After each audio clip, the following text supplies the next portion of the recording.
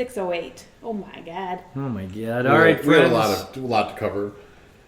Welcome to Nerd Church. We are back. We've got Pod'em live in this Ta-da! session In studio. and air absent. So we trade one for another. But we are still excited to be playing. We have delicious wine, tasty chocolate, yummy popcorn. All lots of good things are happening. Last time, the party found their way to the glowing coast. They encountered some local villagers, did some negotiating, tried to take ownership of a very large pot, failed, made friends with a witchy woman, and destroyed the local economy with... May have failed, but also found an alternative that worked. Just as well. They got there. Yeah. They got there. It remains to be seen the long-term impacts of injecting a number of gold pieces into the local economy that hasn't seen one in a while. But by doing so, made besties with a local fisherman named Kieran, received a tour from a small local girl named Yoon, and received a blessing of water breathing from the witchy woman known as Lune. They leveraged all of that goodness and goodwill to get them out on the water in the coral reefs off the coast of the village, at which point they took a dip and started to explore the darker area where no coral creatures live. A strange sort of demarcation in the ocean where the otherwise lush and diverse life forms of this very large coral reef disappear as if cut off by a wall that separates living things from the barren landscape beyond. Swimming a decent distance into this bare patch, they could see in the distance ahead an area where not only does the barren sandscape continue, but where the waters begin to strangely darken, even though it is still morning and the beautiful light of the sun is cascading down through the water and all other parts of the reef. Up ahead, it almost looks as if heavy storm clouds are sitting over the water, even though the sky is clear. Emerging out of that darkness last time was a school of large and aggressive sharks, some smaller but still big hunter sharks, which in real world terms are probably the size of a large tiger shark, and one very large giant shark, which is not quite a megalodon, but pretty darn close. Though a valiant effort was made to befriend the giant shark, Which I did. and was successful Yes. for Freya at least. In the end, the party was forced to do battle with the sharks, and the waters ran red with the blood of the animals. At the end of the battle, the party still has, they think, between 6 and perhaps 7 hours of water-breathing magic left in them. And you find yourselves treading water on the outer perimeter of the dark zone. Did we take a short rest after? Or we just kept going? We pushed on. How long is a short rest? Well, that's up to you. A short rest is between an hour and a half. I think we better not. I still have 64 hit points. Yeah, I'm still at max hit points. Am I missing any hit points? Ooh, Don't- think. Let me see. I don't think so, because I was updating it in the encounter tracker. Okay. So I know you got knocked out of A beast mode. Beast of Whatever. Wild Shape. You were wild shaped as a giant octopus, I believe. Sounds correct. We'll have to check the tape on that. Or was it a sea snake? Oh, maybe it was it was something It watery. wasn't a dolphin.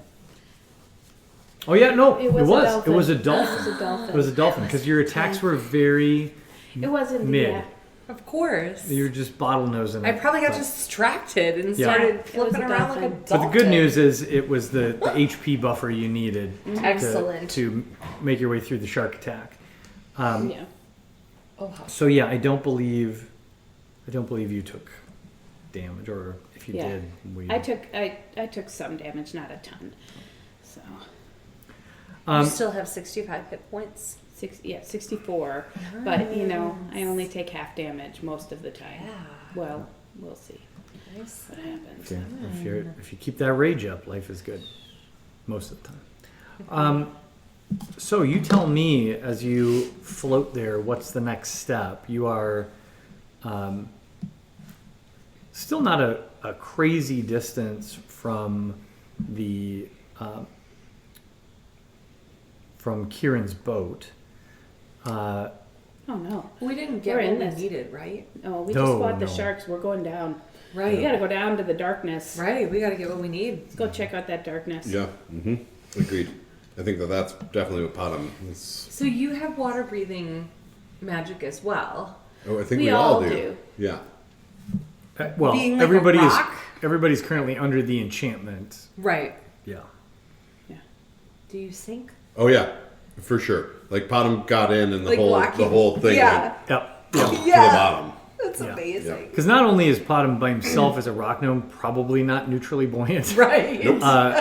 but he is also now basically encased in his steel defender, Right. which is marching along on the bottom Okay. of So the the ocean. enchantment was to be able to breathe underwater, but not to like be able to swim and like have buoyancy and I think everything. that was where Potom was very sure to like have the ropes dropped down.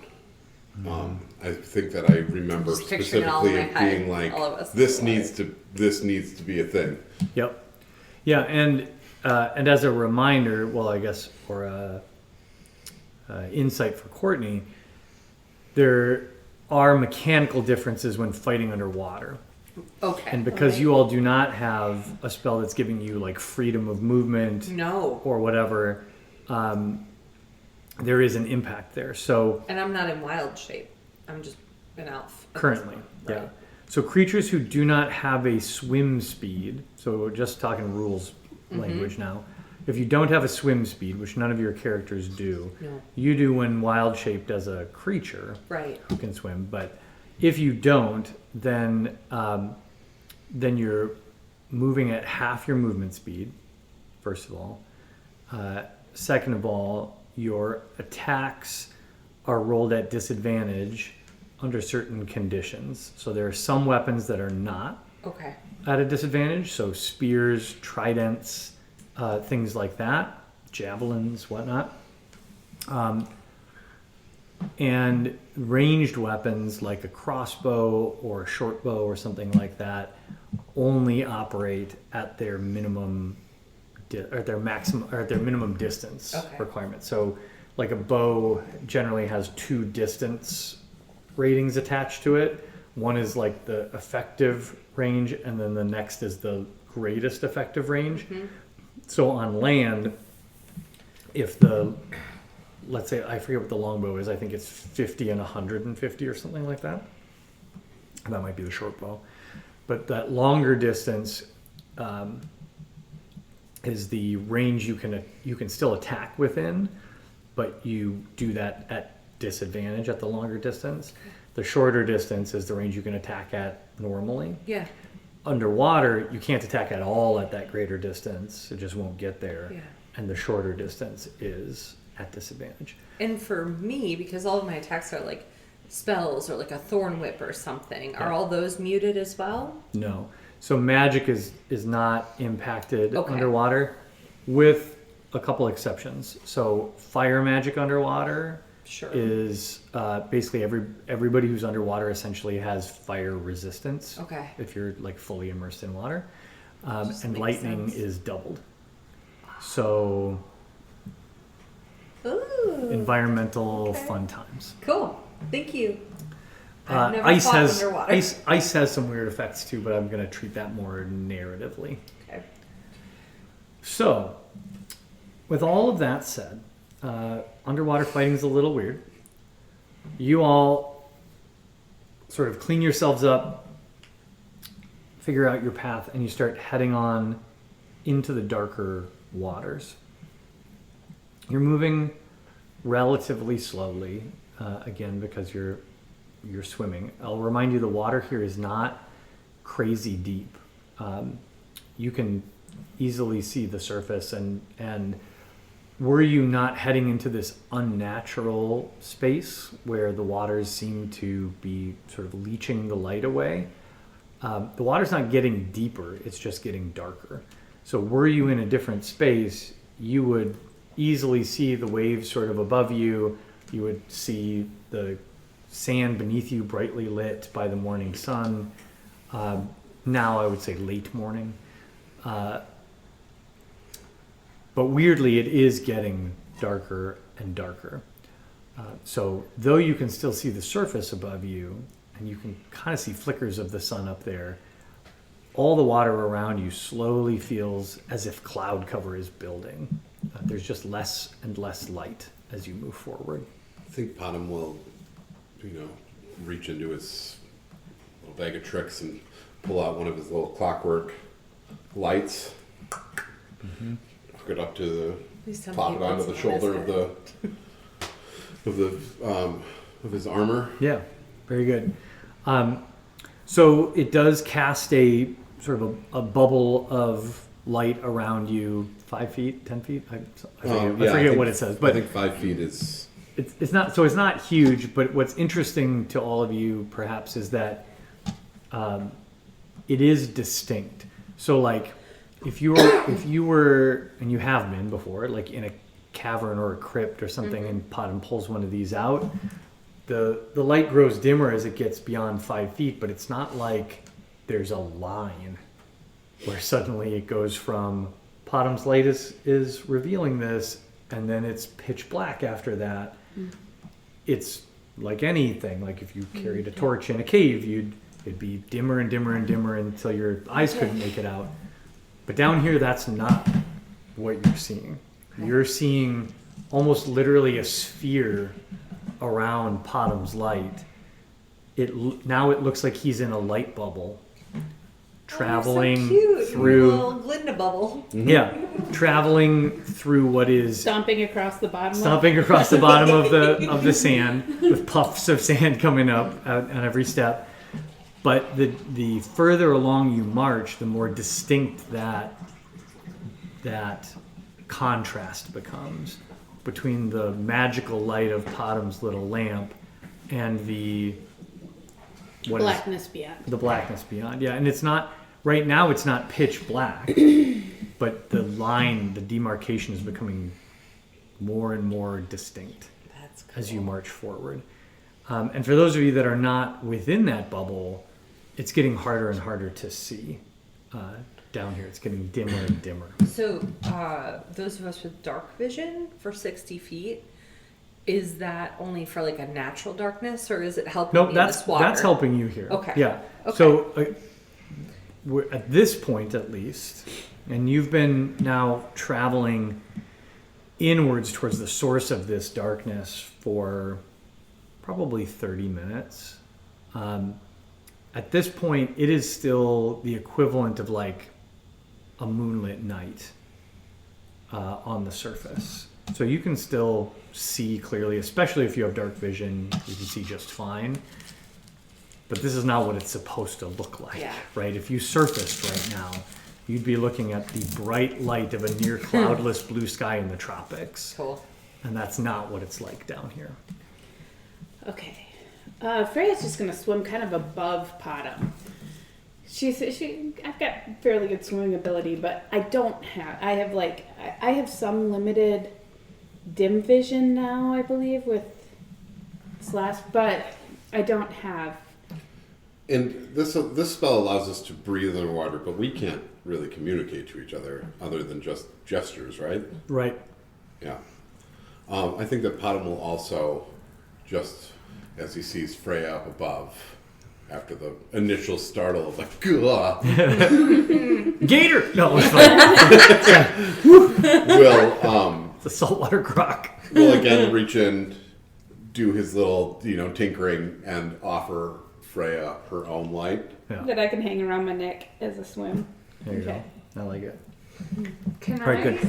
And And so I'm like, to clarify the communication piece, because you're breathing water, you can still do some limited talking. oh, like underwater tea party. Did you ever Maybe. have an underwater tea party? Pretty sure I never. I No. Never don't know did what that. is. Okay, never mind. But like if you're Underwater tea party. if I'm underwater Are and you you're trying to underwater talk and I underwater? like yell at you, you can hear Yeah. what I'm yelling, but it's not.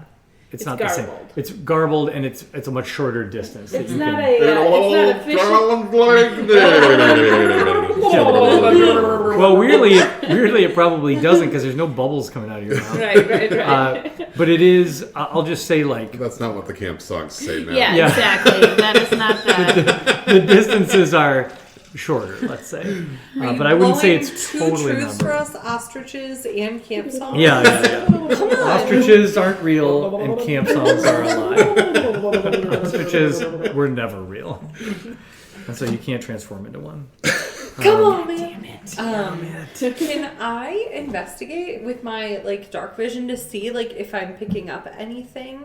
Are we heading toward the right way? Yeah, we're just. Yeah, gonna yeah. do So just to, I think investigation check here. why don't you make this is a perception check Okay. for Pando. Let me perceive some things.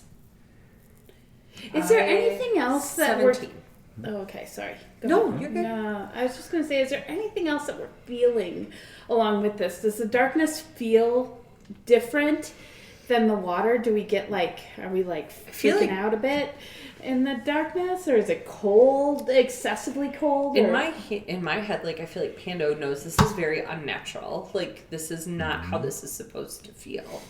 There isn't the We're right swimming life here. through- There isn't the right light here. This is unnatural. Yeah. So a couple things.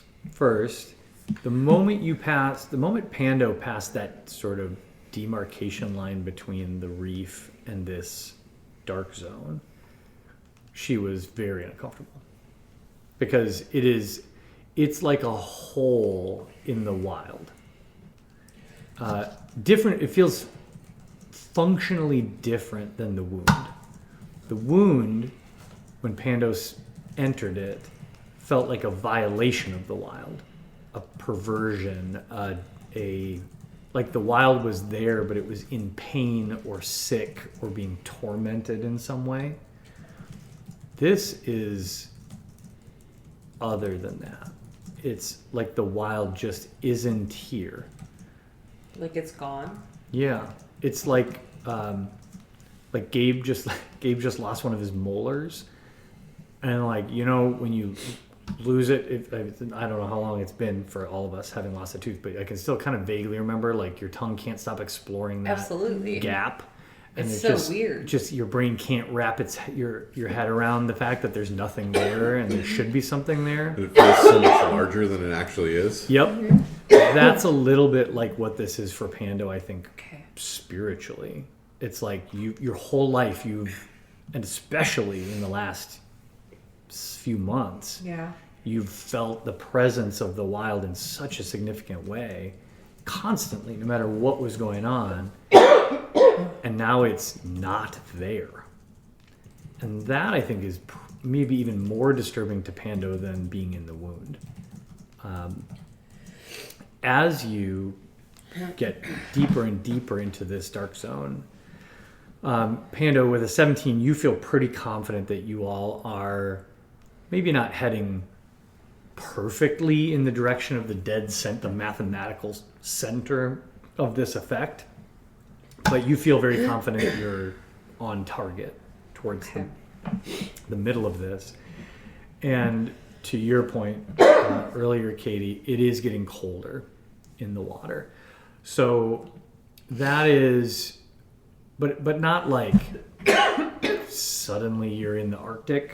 or like the It's chill of kinda undeath like a is over you. little thermocline. Yeah, I think it We're is. going past the thermocline. And Yeah. you're like, Have oh, you- this have you feels been- so Do you nice. dive? Have you? I don't. No, so it's wild because there is a line, and you go down. You hit the different thermoclines as you go down, and then it's fine here, and then here it's really cold, Oh, yeah. and it's a literal line that Yeah. happens like that. And I- so that's like what we're feeling. Is I- we're like, Going think through that's the a thermocline. You Good pop through. description of it. Like Yeah. where there's maybe a couple moments where you feel a difference like Yeah. that, where it has become dark enough It is a different that the water is ecosystem. separating itself. Yeah, a different ecosystem, though it's all dead. There's nothing here. There's nothing I is alive. want to be clear how nothing I'm talking about. It's not like there's not like very little. It's like the vacuum Like- of space. Yeah, this is like this. This is the ocean equivalent of the surface of the moon. Yeah. It's just sand and rocks. There's no like one Little- random little bit of seaweed. There's no like Little little- creature peeking up through the little sand. scrimps floating by or little like a foggy bit of plankton that you float through. There's nothing. It's crystal clear and weirdly dark and getting colder. Potamin's gonna just all of a sudden kind of be like, oh, like the wheels will start turning in his head, and he's going to pull out the long range sensor tricorder, do a couple little manipulations on it, which is essentially he's casting Divine Sense. Okay. And what I believe which Divine is- Sense, you have to tell me what you're trying to detect specifically, or does it No, you it detect is, an array of things? You can sense anything affected by the Hallow spell, or know the location of any celestial, fiend, or undead within 60 feet. Okay. Well, that's not behind total cover. Got it. But essentially, it's an action that you take. You can detect good and evil. Okay.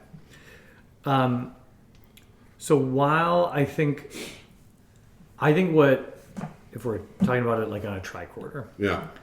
I think what you get is like a buzzing feedback, but no ping. So what that tells you is there a thing within 60 feet of you? No. But is there energy of that kind in this space? Maybe significant energy close enough for your device to pick up? Yeah. Sure. And then I guess will it work like a homing signal? So if he turns this way, it's less of a buzz. If he turns this way, it's more of a buzz. I don't think that's how it works. You're going to Okay. have to ping at a time. You're going to have to ping at a moment. And if it's just an action, you can repeat it over and over again. I can use it. Or you I burn a only have slot it- or a limited number of days. Yeah, I can only use it once per long rest. Oh, okay. So Yeah. and then it lasts until the end of my next turn. Okay. Essentially. Yeah. So you got like a 6-second feeling on this. Yeah. Yeah, so you do not get a specific ping, but I will tell you the background buzz of energy you get now that you're in fairly dark water at this point is undead. Okay. So this is a random question that probably has nothing to do with anything, but what does it look like when we look up?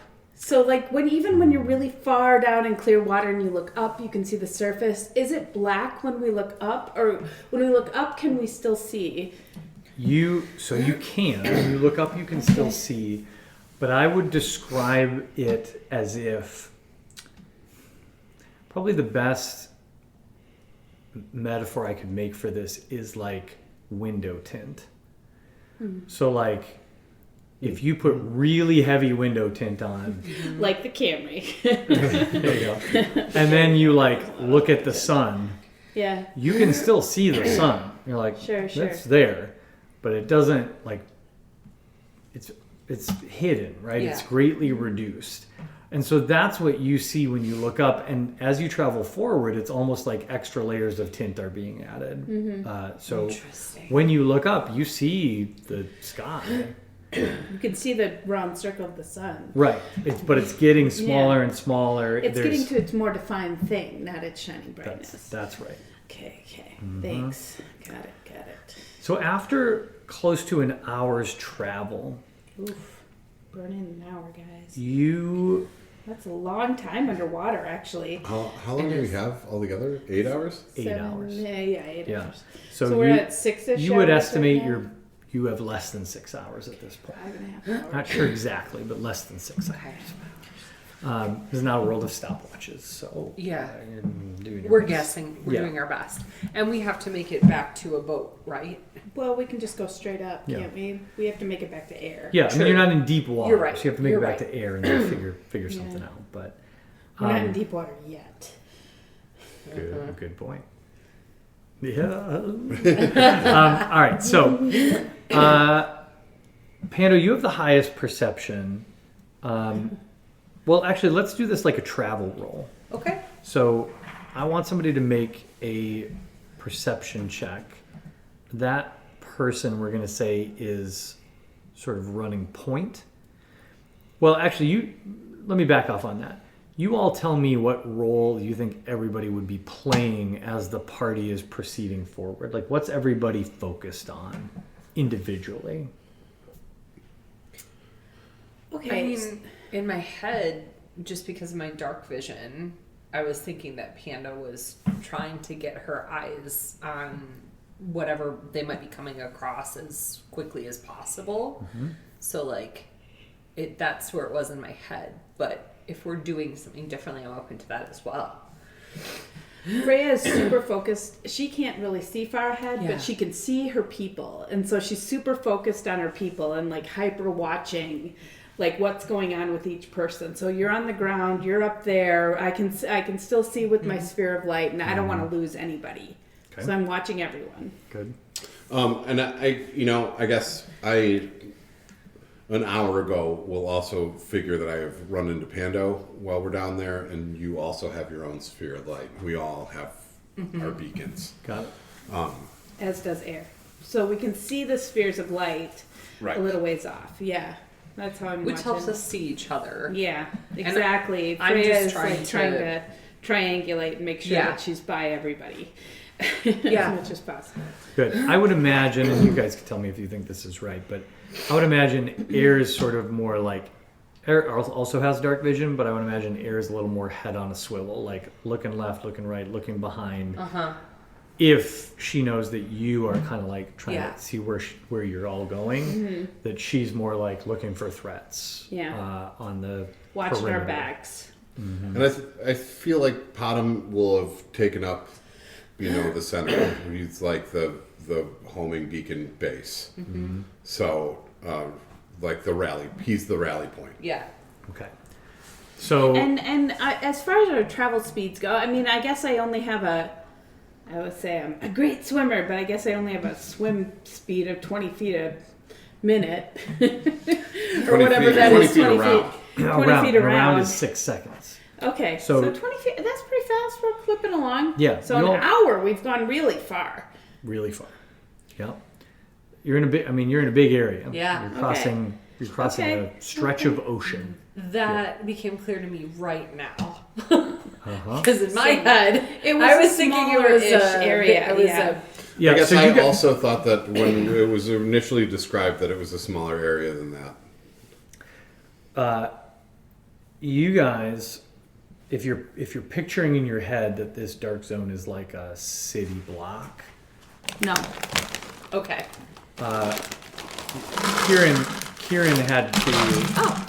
Kieran had to sail you a ways around Okay. Bury him, to bash, bash. and didn't even want to approach the edge. Yeah. And it is a big enough area that if two fishermen are fishing on opposite sides of this dead zone, you can not see each other. Okay. So we're talking Even about on a clear day. like a size of a Yeah. Like, I mean, if Like they Winnebago. if they had like a spyglass, maybe, but like just with the naked eye, if I'm like, Okay. what's over there, I may not even spot one of these Okay. small fishing vessels all the way on the other side of this dead zone. Talking about so I know that Great Salt Lake. right. I know that Pando has her perception ticking, right? Is there? I know that the wild is missing. Would she be able to like pull into any level of her like nature instincts to like just try to get closer to like a center?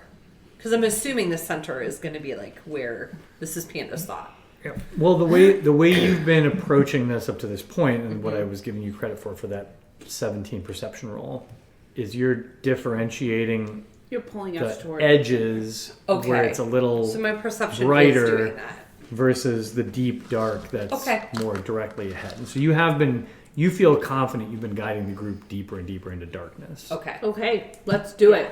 Yeah. Yeah. Okay. So after about an hour, you notice that it doesn't seem to be getting darker anymore. You're still proceeding through darkness, but it feels as if it's just a continuation. It's a sameness Okay. for a while. And you don't notice it right away because it's hard to notice, right? It's like I'm dimming the light switch. I'm dimming Right. the light switch. I'm dimming the light switch. I stopped dimming the light switch, but it's pretty dark. Like, when do you notice that I stopped dimming the light switch? So, but at some point you do. And at this point, it is mechanically, again, the equivalent of dim light. So with dark vision, you can still see fine, as if it were daylight. Yeah. Those without dark vision cannot. So outside of those 5-foot spheres of light, you roll perception at disadvantage. There are consequences for that darkness. And Pando, I have a question for you, and it's not a trap. It's just a mechanical question for you. Not a trap. How far ahead of the group, if you're running point and like watching for what's Yeah. out there, how far ahead of everyone else are you? How far ahead of him are you? Yeah. Because I'm not going to let you get Too anywhere. far. Exactly. I'm not going to let you get too much further ahead. Well, I'm assuming that because he's on the bottom, he's moving slower than I am, which means because I'm swimming, I can go faster than you. So in my head, I can see your light, but I can't necessarily make you out. Like, I got my eye on the light so that I know that he is there, but I would say that I don't know. Outside of the 60-foot dark vision range. Or maybe like at that range, like at about that. But I would also imagine. So I'm only going to let you be 30 feet away from me. I'm only going to let you be half as far I away. was going to say I would think that because I also have dark vision that I mean anything farther than 30 feet. I think that Gets to be dangerous. Yeah. Maybe I hear Potem go, "Come down!"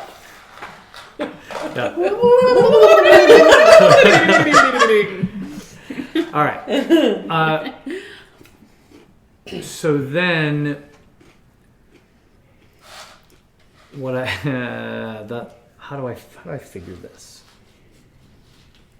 There's no such thing as passive stealth. So I think what I'm going to do is, Did you just make up something new for D&D? right, there should be a passive, Submit it, yeah. Stealth. passive stealth roll. That's kind of awesome. How quiet are you without trying to be quiet? Right. Because you're also, you're swimming in the ocean. So you're not making a ton of noise. You're stomping along the bottom. So that's a thing. But, I envision you loving it. Oh yeah, no, he's having a really great time. Like, Or Rhea's all like again, ready to protect us, and The I'm whole just like, reason that what's divine happening? And you're sense like, became a thing was all of a sudden Potem was like, oh, what if I had the ability, if I just modify my tricorder to do this? And Air's bringing up the rear, looking all the time to the back. Like Freya's got the middle. I sort of feel like, I would love to have retconned that we tied ropes to each other. Oh. And so, being that Potem is the base, that he's pulling you back Yeah. but also pulling air along. Yeah. They're like a wheel and spoke kind of. Yeah. Yeah. Yeah. And then Freya's up above, Raise swimming. up above, down but, below, back a little bit, You watching know, everybody. like, if she's getting too far up, all of a sudden, Potham is kind of feeling like he's being Potam's lifted off, and he anchoring. can, like, Anchoring her down. tug on the... Okay. So Is that possible? Can we... yeah, it's great. No, it's Okay, great. great. You guys have plenty of rope, and you've been traveling for. We have been. We do have lots of rope. We've been traveling for over an hour, so I don't have any concerns about that. Okay. Pando. Yes. A little past that hour or so of travel, up ahead on the very fringes of your vision, you see rising up out of the darkness a massive shape. Not moving. It's just becoming revealed to you as you get closer in the dimness. It is huge and blocky. Maybe a massive rock or a cliff or edifice of some kind. So not alive. I can tell it's not alive. Yeah, I mean, if it is, it's a titan.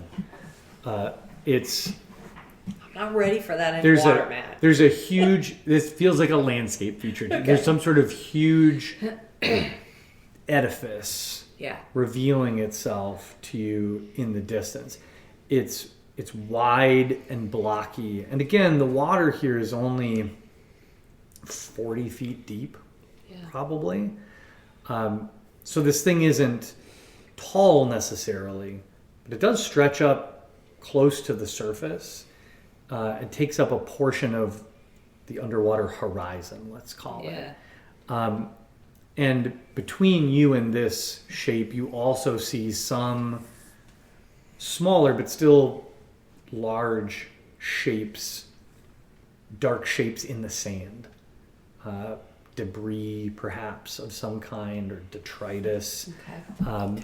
Basically, it's gone from smooth, barren sand to there's some junk up there, but it's still pretty far away. So I Okay. would say you're catching on the very edge of your vision hints of this. Yeah.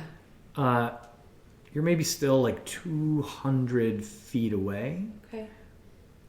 And the other thing I will say is that because of the way you've set up this little wheel and spoke traveling through the darkness team vibe, you're basically traveling through this zone like 4 connected beacons of glowing light. Yeah. One thing that we didn't say is how long is the rope? I think that 60 being, feet each? No, I think it's 30? 30 feet each, because that was what we decided the distance of how far we wanted people to be away from each other. So we got it 30 feet up, and we have 30 feet 30 in feet front distance. and behind, Okay. with Potham being the anchor. Okay. So, question. But cha. I didn't realize we'd actually decided on that. We had in your mind, but we didn't actually decide. Oh, yeah. When Courtney was like, Yeah, "Oh, no, 60 no, feet." I heard you say that, and yeah. yeah. I heard you say that, but I didn't know that was what. So I would say that Pando kind of stops, turns around, and just like hand gestures to everybody that like she sees something. Am I too far to check for any kind of like maybe trap that we might be coming up against? Depends what you mean by that, what you're trying to Well, Check for accomplish. traps. Well, because there's no wild here. Yeah. Pando is so out of her element. Like she doesn't even know what to feel for. And so, I mean, just a general like looking around, feeling around, like making sure. Yeah, I mean you can. I mean, to the best of her ability Sure. without her connection to the wild. So you look around, and so basically where you are right now, yeah, everywhere you look in a circle around you, just sand. barren sand and dark water. Okay.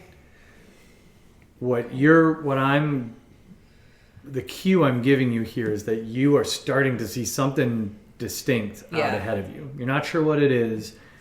It's a landmark of some kind. There's something up ahead that is different from this hour of just walking across essentially flat sand. Okay. Well, I definitely communicated to them. There's something but, up like, there. I see something ahead. So maybe as you do that, the party like clumps quick and underwater tea parties your way through. Like, what's the plan? That's like Potom is just pulling air closer. As you pull Panda, she's like, No, I think we walk up to you where you're where you're at. you But, don't get pulled. yeah. So we can all picture in our mind the annoyed look that Air has on her face Right. as she's being dragged up to the steel defender without an option. But when you all get within 5 feet of each other, so now there's all 4 of your little globes of light have kind of united. I think Air looks at you as the puller of her rope and is like,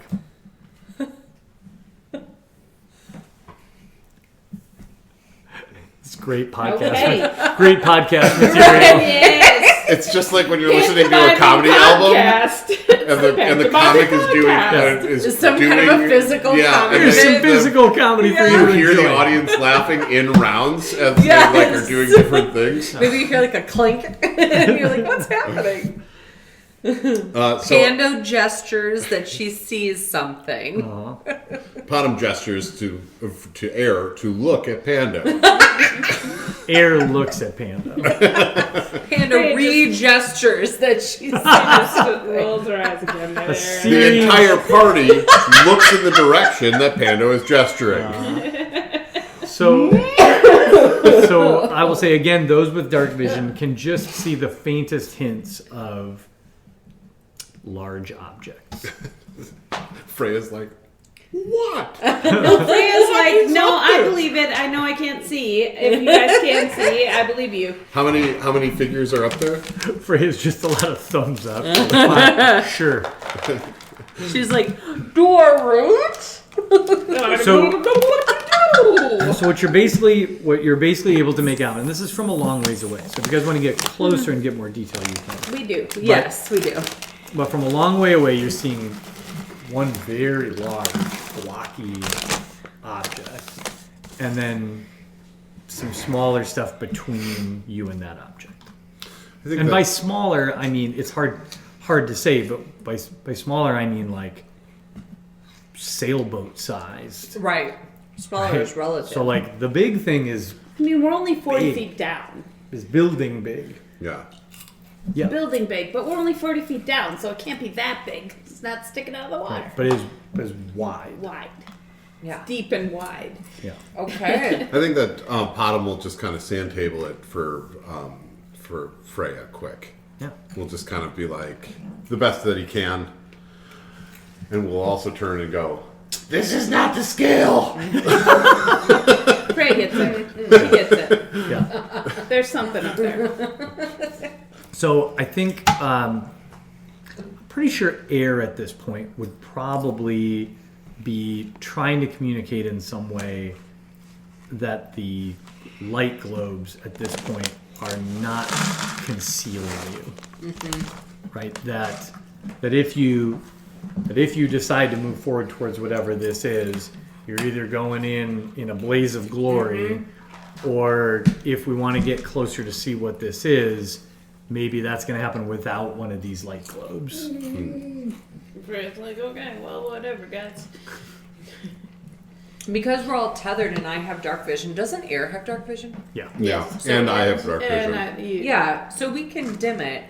You as the kind Or- of protector are probably not going to be happy about not seeing Yeah, it. it's fine. She'll go with whatever. Okay. I think Potom will convey to the swimmers. Maybe he and Air stay here with the lights on, Okay. and you guys recon ahead, Yeah. and then come back and update the sand table. I don't know. Well, but Freya should go ahead or not. I can't see shit. Oh, right. Maybe Air Right. needs to go ahead Well, with then you. you need to go ahead. Yeah. Air can go ahead with you, and I'll kind of. And sort above- of You have dark vision, so you can keep an eye around as well, right? Above the table, how many wild shapes do you have left? Well, I only did the one when we initially did it, right? And I only did one rage, so I got 2 rages too.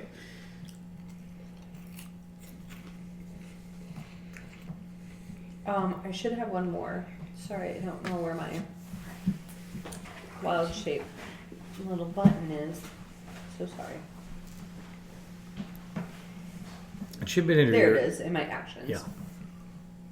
I hadn't marked the one, so So you have one left. I just marked the one, so I have one left. And Yeah. you recover wild shapes on short rest.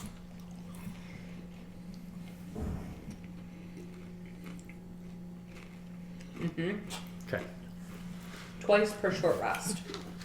I figured it just put this over by you. Sure. I think that we got this for you. So that it stops. And then we ate all of it. I'm so sorry. Oh no, you're fine. Don't be sorry. Matt once mentioned that this is his favorite, and we're I like, do love it. I love it all together, like the Garrett's, where you're just Yeah, the mix is great. I literally can't. Like, I What? can because I'm with people. But, like, if I was in my house right now and I had, like, a bag the size of my body, I'd just sit there and eat it. Yeah. Oh, God. just roll around in it. I would Yeah. roll around in it. No, it's a problem. Really, caramel has become my weakness the older I get. Like I've fully adopted like the soul of a 70-year-old. Like, God, bring me some butterscotch and toffee and anything Taste buds caramel change, yeah. adjacent. Gabe better not listen to this podcast because all of a sudden he's like, Dad, can I borrow the car? And you're like, absolutely not. He's like, I got you caramel corn. And you're like, okay. Done. You got it. Swing back through Culver's on your way home. Just don't let your mom know. Yeah, I actually played a nasty little prank. It wasn't nasty, but it got him real good Which is good. on my kids who think they're real pranksters. But for Christmas, I was gifted some Hughes chocolates from, if you've never had Hughes chocolates, by the way, they're, in my opinion, the best chocolates in the state. Oh. They're produced out of this woman's basement in Oshkosh. They're ridiculous. And they sell out every holiday season really fast, and so like you can't get them, and they deliver, but it's really expensive to get them delivered, and they sell out really fast. So the last few years when we've gotten them, I've driven up to Oshkosh just on a pilgrimage to get these Nice. chocolates, and I come back with like 12 pounds of it because I have a problem. But their toffee is the best. It's the best toffee I've ever had, and it's That's awesome. so good. So I got a box of dark chocolate toffee and a box of light chocolate toffee for Christmas. And as soon as I opened it, I looked at everybody in my family and I'm like, this is not for you. I was like, Joey doesn't share food, basically. Joey doesn't share food. Joey Tribbiani does not share food. No, this is Dad's. This came to me from Santa. Nobody touches. I back off. And then, of course, day by day, bit by bit, my kids come around. Can we have one? Can I have one of them? Can I have one of them? And they're disappearing and disappearing and disappearing. Damn it. So, and I also try to support my wife by hiding my chocolates because if she knows where they are, she's like, please just hide them. Right for them. When you go out of town or whatever, like just hide them somewhere. So I have all kinds of good hiding spots around the house. So I've got them hidden. Well, I go out of town, and my kids know where my hiding spot is. And they had bring it spilled with the you? beans to Carolyn. And so she's like, she says to me when they're not around, she's like, can you please just hide them again before you go out of town? Like, now that I know where it is, like, pick a different hiding spot. Like, I don't want to be tempted by it while you're gone, or you'll come home and it'll be all gone. Like, okay. But at this point, I had eaten enough of it, or we had eaten enough of it, that I could marry the two boxes into one. And so I left the empty box in the hiding spot that the kids knew about. And I'm just like giggling to myself as I drive to the UP, thinking like, those little punks are going to go for this because they Yeah. know that Dad's out of town. And They're not dum-dums. No. Oh, you should have left Dum Dums in the Oh, box. that would have been good. Well, so to my even Next time. Next time. to my even greater delight, they never did go in there, which is nice. They're good boys. But then I'm like, well, I still want to pull this prank off. So I'm home, and then Wes comes and asks me if he can have some chocolate or have one of them, and I'm like, you know where it is? And he's like, and he scurries over, and he pulls it out, and he opens it up, and he looks at it for a really long moment, and then just this deep sadness comes across his face, and he looks at me betrayed, and I go, pranked you. And he's like, oh, and then he starts laughing really hard. And he's like, oh no, fair, that's so mean. I'm like, you can have a different treat, it's fine, but like, Not that. I said, listen, don't tell Gabe, because we're gonna get Gabe too. And then immediately he's He was like, on it. fired up. He's like, yes, all the sadness like, is "When?" gone. Right. It's like, okay, good, just make sure I'm around when it happens, Dad. And then I got Gabe like 2 hours later, and he was, honestly hurt. He had a daddy wound. He I was- see that. I see that Dad Gabe wound. face right now. Yeah, He is. yeah, like True what's it? heartbreak. Inside Out to like the core memory Yes. sadness, the Oh, sadness core where memory it's like I sadness felt like it had just activated. fit into that notch. I'm like, oh no, like I'm sorry, I'm so sorry. I just activated a core memory. Oh god, yeah, but I still didn't give him any money. So you know what? You That's should how go, much I love these stuff. You should go for Hughes chocolate. And you know what? My absolute favorite in the whole world is the fairy food, the angel, which they call it Oh, yeah. angel food from Vanderwally's Candies in Appleton, Wisconsin. Ooh. It is the best. It's so good. I like fairy food. Oh No, stop Wow. it! You don't even like it that much. That's what I'm saying. That's exactly what thank you for what he was confirming trying to exactly do. what I just said. But it is That the was best fairy food. It is the best. It is my Mm-hmm. favorite candy in the whole world, and I think that Vanderwally's does it the best. I've never been one for angel food cake and the angel food bites, which is just like stale angel food cake. I just But can't. not a fan of But fairy, it's not fairy that. chocolate. But it's like I love malted milk balls. Are my favorite candy Ooh, I like beyond malted milk balls. the fairy See- food from Vanderwally's Candies in Appleton, Wisconsin. Also not a huge malted milk ball fan. What's your favorite? Not a. If we're talking cake, I'm on the other end of the spectrum. It's still No, candy. We're talking candy. Well, it's Candy. not But angel candies- food cake though. It's not angel food cake. And like candy-wise, like bougie anything- chocolate shop candies. Yeah, anything peanut butter and chocolate. Yeah, Yeah. peanut butter and chocolate. So the Vanderwally's makes these peanut butter eggs They that have peanut butter eggs I will are- punch a baby for. Yeah, right. And Hopefully it never comes to there's that. also Hey, there's also You never like- know when a baby's gonna step to you. right, Right. right. Step to your peanut butter eggs. Trying to get Oh, your look, a chocolate. peanut butter egg. I don't think so. So they also make what I really like, and it's like the most sugar overload thing ever, but it's so good. I like because I don't like things that are overly sugary most of the time, but they make the oyster egg from the oyster Easter egg, I don't which know is what just that is. like Is that it's- like a Cadbury cream It egg? is What like that? Well, it that's is like interesting their because- specialty like cream egg So that is Hughes, just beyond. It's so good. and that's not Hughes, right? No. No, Hughes That's Vanderwally's. Hughes Chocolate says oysters coming in January. Oyster egg. yeah. Oh, It just it's says oysters, and I was like, Yeah, interesting. because I think it is their version of the cream egg. Okay. So Okay. it is like the best cream egg you ever had, and it has like this really salty nuts on top of it. So it has a perfect chocolate, Ooh. and then the nuts on top are really salty. I like that. So it had it's so good.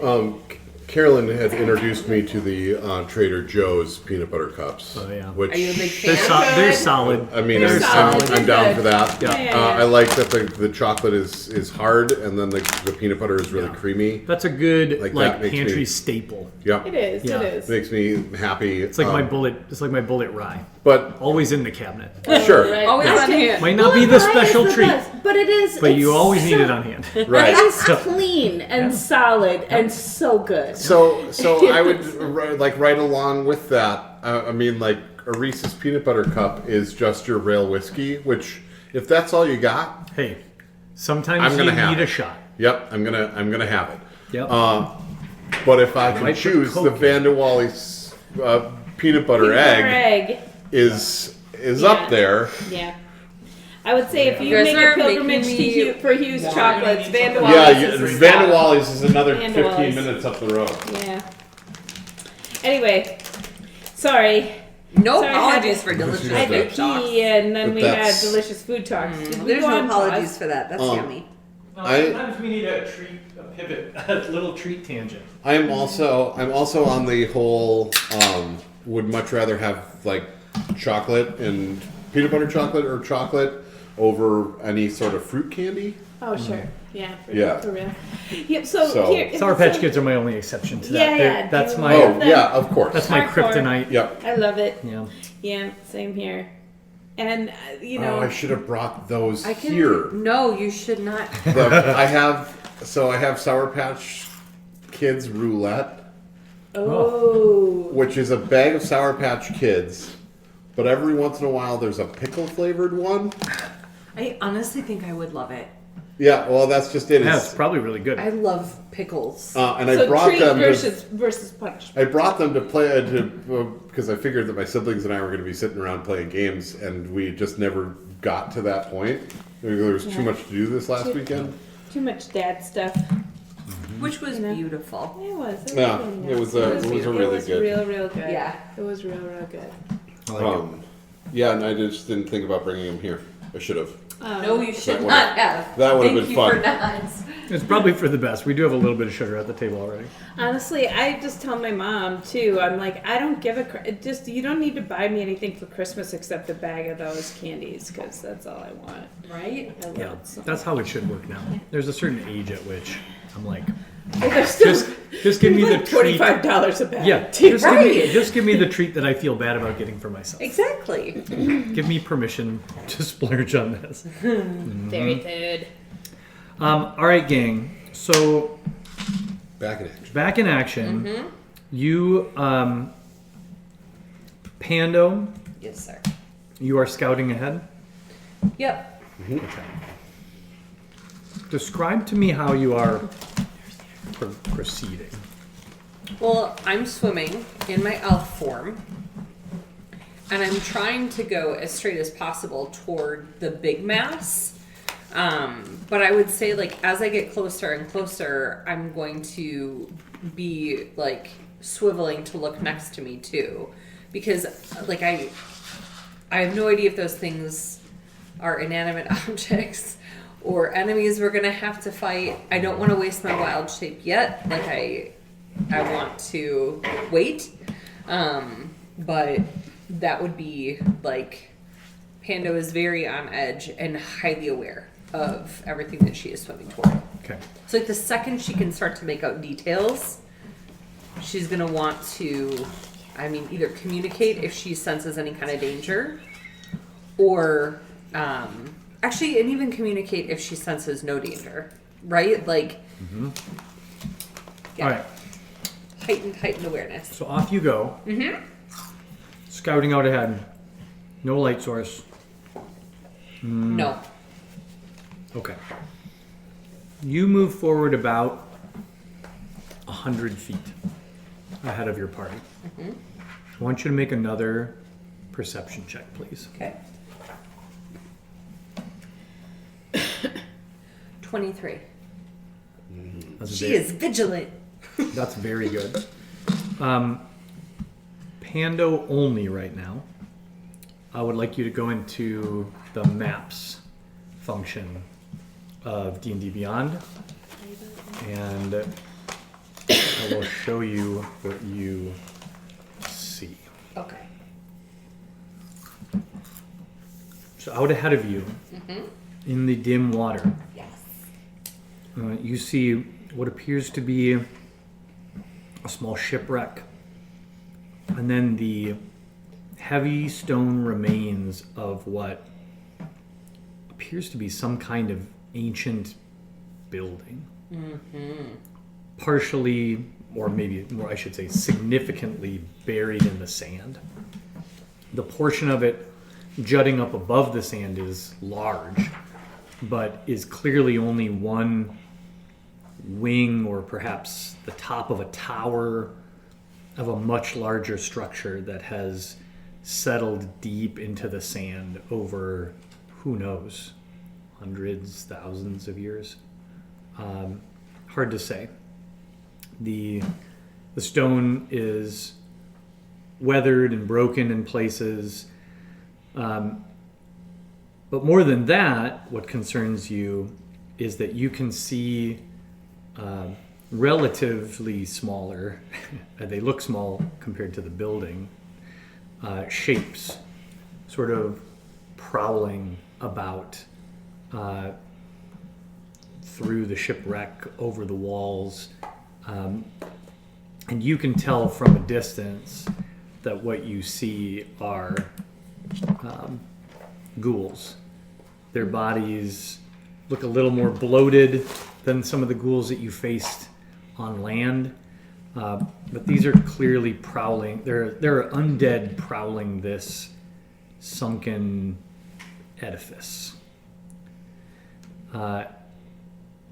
You feel reasonably confident that you are as yet unseen. But it's hard to know Are for they sure. are they moving around? Are they Yeah, like yeah. animate? Yes. Yeah, they're like they are not dead. they're prowling Yes. about. Swarming. Okay. So I would say Pando comes to as gentle of a stop as she possibly can, because she doesn't know if she sees them, that means they can see her. And so she is going to gently swim back toward them, because you guys are all in like a cluster. Yeah, we Right. we got the lights. Right there. Okay. All right, then you all sort of reconvene and cluster back up, probably 150 feet away from this area, and then you can communicate what you've seen. Ghouls. Like a lot of ghouls? Like how big? Potham points at the sand table. Right. Right in the sand. And Pando is like, saw 5-ish ghouls. 5-ish? Yeah. Oh, okay. So not like 500. No. I mean, and even if there was, that's all she saw, right? Like, she didn't, Yeah. who knows how deep they are, how many they are, like, that's what she saw. The other thing I think that stood out to you is that sort of gaping vault-like entrance Yes. to the building. And she makes a big, am I just drawing with my finger in this thing? No, there's rocks and things. Potham, of course, has Okay. it like Gave you set a up. stick. And Potham gave you a stick. as you were gone, it got a little bit more elaborate. So Panda does her best to quickly, in water on the sand table, craft that she Show sees them. an entrance to this building. And Potham goes, "Is this to scale?" Never mind. So at this point, I think everyone can enter the maps tool, and we'll say that Pando's description is good enough to illustrate on the sand table what the party sees. And What's new in maps? I know, it always pops up. I I know I can't get a giant I just shark. get Can I be scared a hunter shark? that we do 'Cause that, it's and a then there's CR2. 500 ghouls Okay, in there. I haven't played with it yet because it's Yeah. giant. Well, that's I was going to remind you. illustration. Yeah, see, It's kinda so cool, I've done right? this thing Yeah. where I thought that I had to run 10 Did you see the straight skeleton? feet With to the make angel? the second. Yeah, yeah. No, that I doesn't also happen. sort of I just like dash how and I it's get shimmery the in second or the third I was melee trying to attack. figure it out if it's just my screen. If I run see 10 your straight screen. feet in a Well, row, no, then I here's get like a- 5+ damage.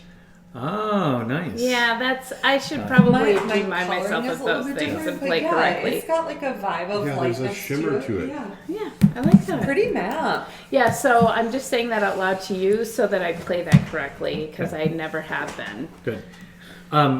Yeah, so fun fact about this map. This is from a Patreon guy that I subscribe to, who makes the video maps that I was all geeked about for our the custom D&D table. Yes. But obviously we haven't played on that table in a long time. But he's still producing maps all the time, and he produces static versions of the video maps. Yeah, and I think Telemito's that's what great. this is. Yeah. Yeah, it's beautiful. And it, That's why again, you're catching it it. looks shimmery. It does. It's beautiful. Yeah, It's it's a pretty really cool. neat graphic. He's got cool stuff. He does a Yeah. good job. Mm-hmm. Okay. Hi, ghouls. It's got digital glitter. Or those digital metallic markers. The You can only secret, move 20 feet at a time. This is terrible. yeah, slow motion. So you're not in combat right now, No, we're not. but we're still going to use the map Yeah. to represent what. Where we are and how What fast you're we're doing. going there. Definitely. And I'm going to ask you all to pilot air. Okay. Whoever wants to, but whoever's going to do that should probably open a tab with his character sheet just so you can see, and I can do the updating of HP and stuff. But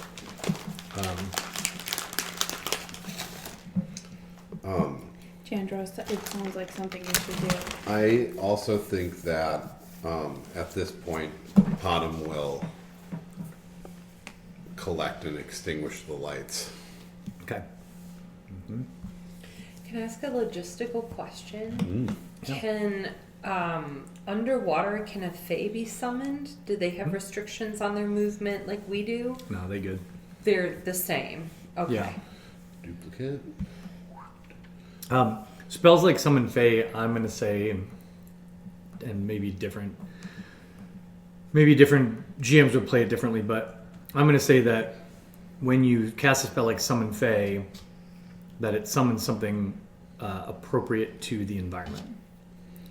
So, a sort of So water aquatic sprite? Fae creature, yeah, like a dryad, or not a dryad, like a naiad, sort of a. Yeah. I was gonna say, Betty, my fae, comes out and she's like, "Oh," she has like, She's like, oh, cool. "Look at me, I'm a mermaid." It's pretty damp.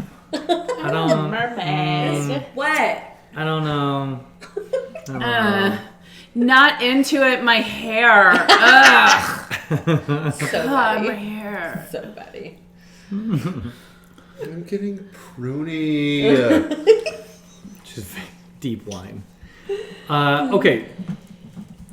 So, what's the plan, pals? The undead are sort of Interested in us? Have they noticed? they're just sort of wandering. It seems. Okay. Okay. Let's move forward. Okay. Actually, now that I'm looking at Air's sheet,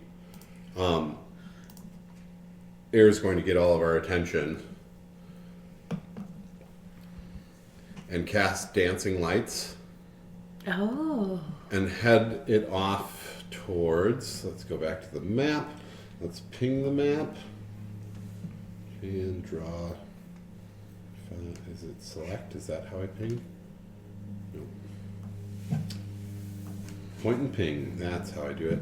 So Air is going to cast dancing lights and send it off. Come on. I see it. Oh, there it is. Oh, yes. In that direction. Okay. What's the range on dancing? 120 feet. Okay. Dancing Yeah, lights. that's You create right up to right at the edge of the range. So that's up to 4 torch-sized lights within range, making them appear as torches, lanterns, or glowing orbs. So we'll pick glowing orbs that hover in the air for the duration. You can also combine the 4 lights into one glowing, vaguely humanoid form of a medium size. Oh, I kind of like that. Whichever form you choose, each light sheds dim light up to 10 in a 10-foot radius. As a bonus action, on your turn, you can move the lights up to 60 feet to a new spot within range. A light must be within 20 feet of another light created by the spell. you said a Light 10-foot blinks radius. out. Yes, a 10-foot radius. concentration up to 1 minute. Okay. Sweet. And So yeah. What happens with the bullseye? Okay. Are they like So these flies, fireflies? these lights sort of burst into being Moths? amid the darkness. They stand out fairly dramatically, and immediately the nearest ghouls start heading in that direction to investigate. I guess it depends how long you watch, but in the first 6 seconds or so, they start migrating in the I direction. think of those Air lights. is like, we gotta go. This way? It's time to go. So Air is acted without consulting the rest of us, as per usual. Sure, yeah. And We go as like just this? starts heading towards. Well, Freya, you just moved like 100 feet. I know, So- because it's been like Well, I think we're gonna go one round at a time. Okay. We'll go one round at a time. So we'll have Air go 20 feet. 20 feet. I don't really see the little Adam You goes can use the about 20 ruler feet. to get a sense. The ruler tool. tool. Um, Where's the ruler tool? Select. on the left, I haven't used Okay. that yet. Oh, it is a big map yeah. compared to some of the maps that Oh, we've yeah. Okay, we've used. yeah, okay, 20 feet. Right there. I did a good estimator. Are we rolling to see who goes, or is this just prep So time? right now This you're is just- not in combat, so, So we're we not can- in we just had initiative. one round. So Yeah. what's happening Right with the now. ghouls now after we move 20 feet? All right. So the Wait, ghoul- Pando's doing stuff too. If we're not, go for it. What's Panda doing? Panda wants to get prepared because she never gets to prepare. Yeah, do it. So she is gonna summon her Fae and then wild shape. Okay. So she's Let me get you a Fey token. okay. Don't remember what we did for that, but I'll find something. And I looked into like, can I add my Fae somehow on my character sheet so you can like pull it? I couldn't figure it out, but I'm not giving up. I just couldn't figure out because wild shape isn't the same thing. Right. So We call it. Her name's Betty. yeah. Betty. Betty. Okay. All right, Fey Betty. Where are you putting her? For right now, I'm just gonna have her. Actually, where she is fine Okay. because I don't want her flying off and like initiating anything. Yeah. And then where am I? Right here. Oops. Ruler tool.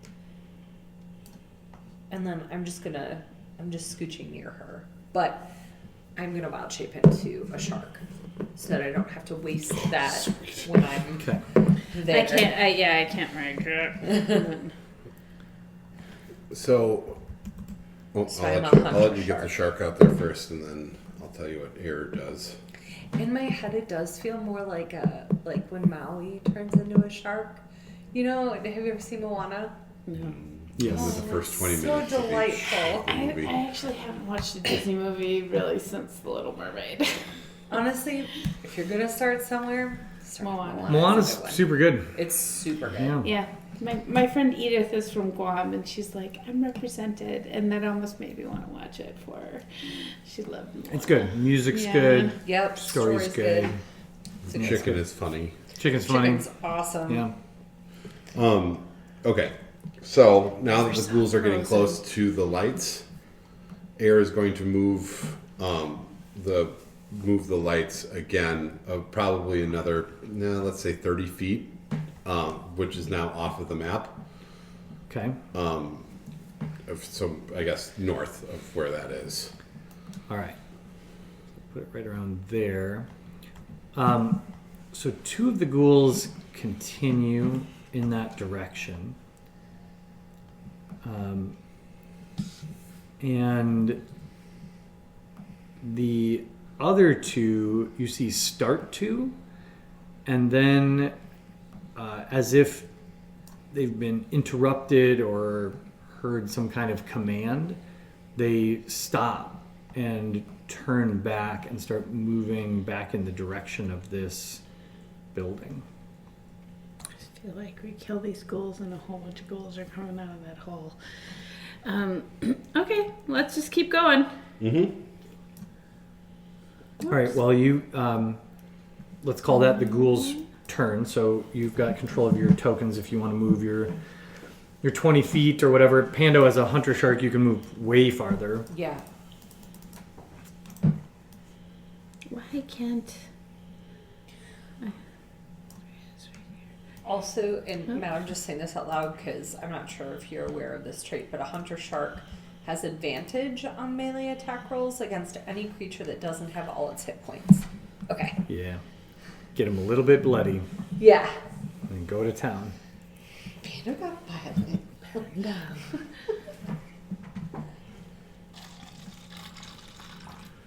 you want some more of that? Potom is going to,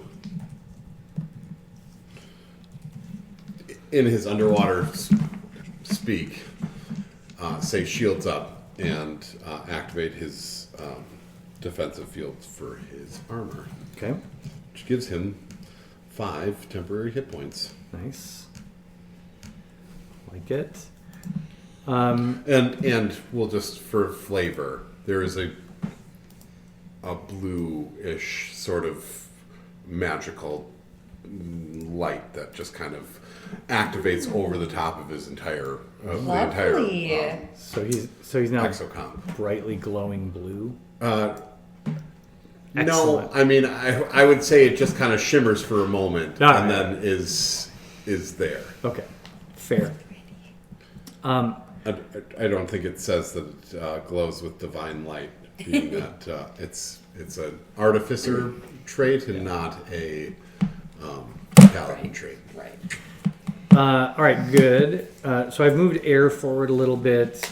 I moved air forward a little bit. Oh, you did? Okay. Yeah, Air and I are lockstep. Yeah, right about there. Freya's charging forward. Let's see here. All right. What's our distance here? Let me get a distance. All right, air's still 90 feet from the nearest school. All right, that's all the reaction. You, on the next round, you see those 2 ghouls starting to head back. They're now ignoring the light. That was annoying. Air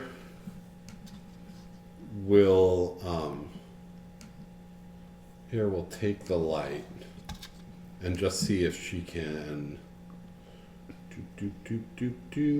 move it back down to here and see if the ghouls will. How far can she move it on a turn? Does it 60 say? feet. 60 feet. Okay. Oh, so I guess I went from this spot,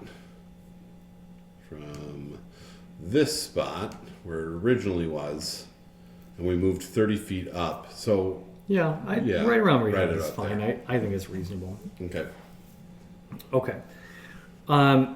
So when that happens, I think this school moves up again to pursue the light, as does this one. These 2 that just started coming back continue to ignore it. And now you all can move how you'd like.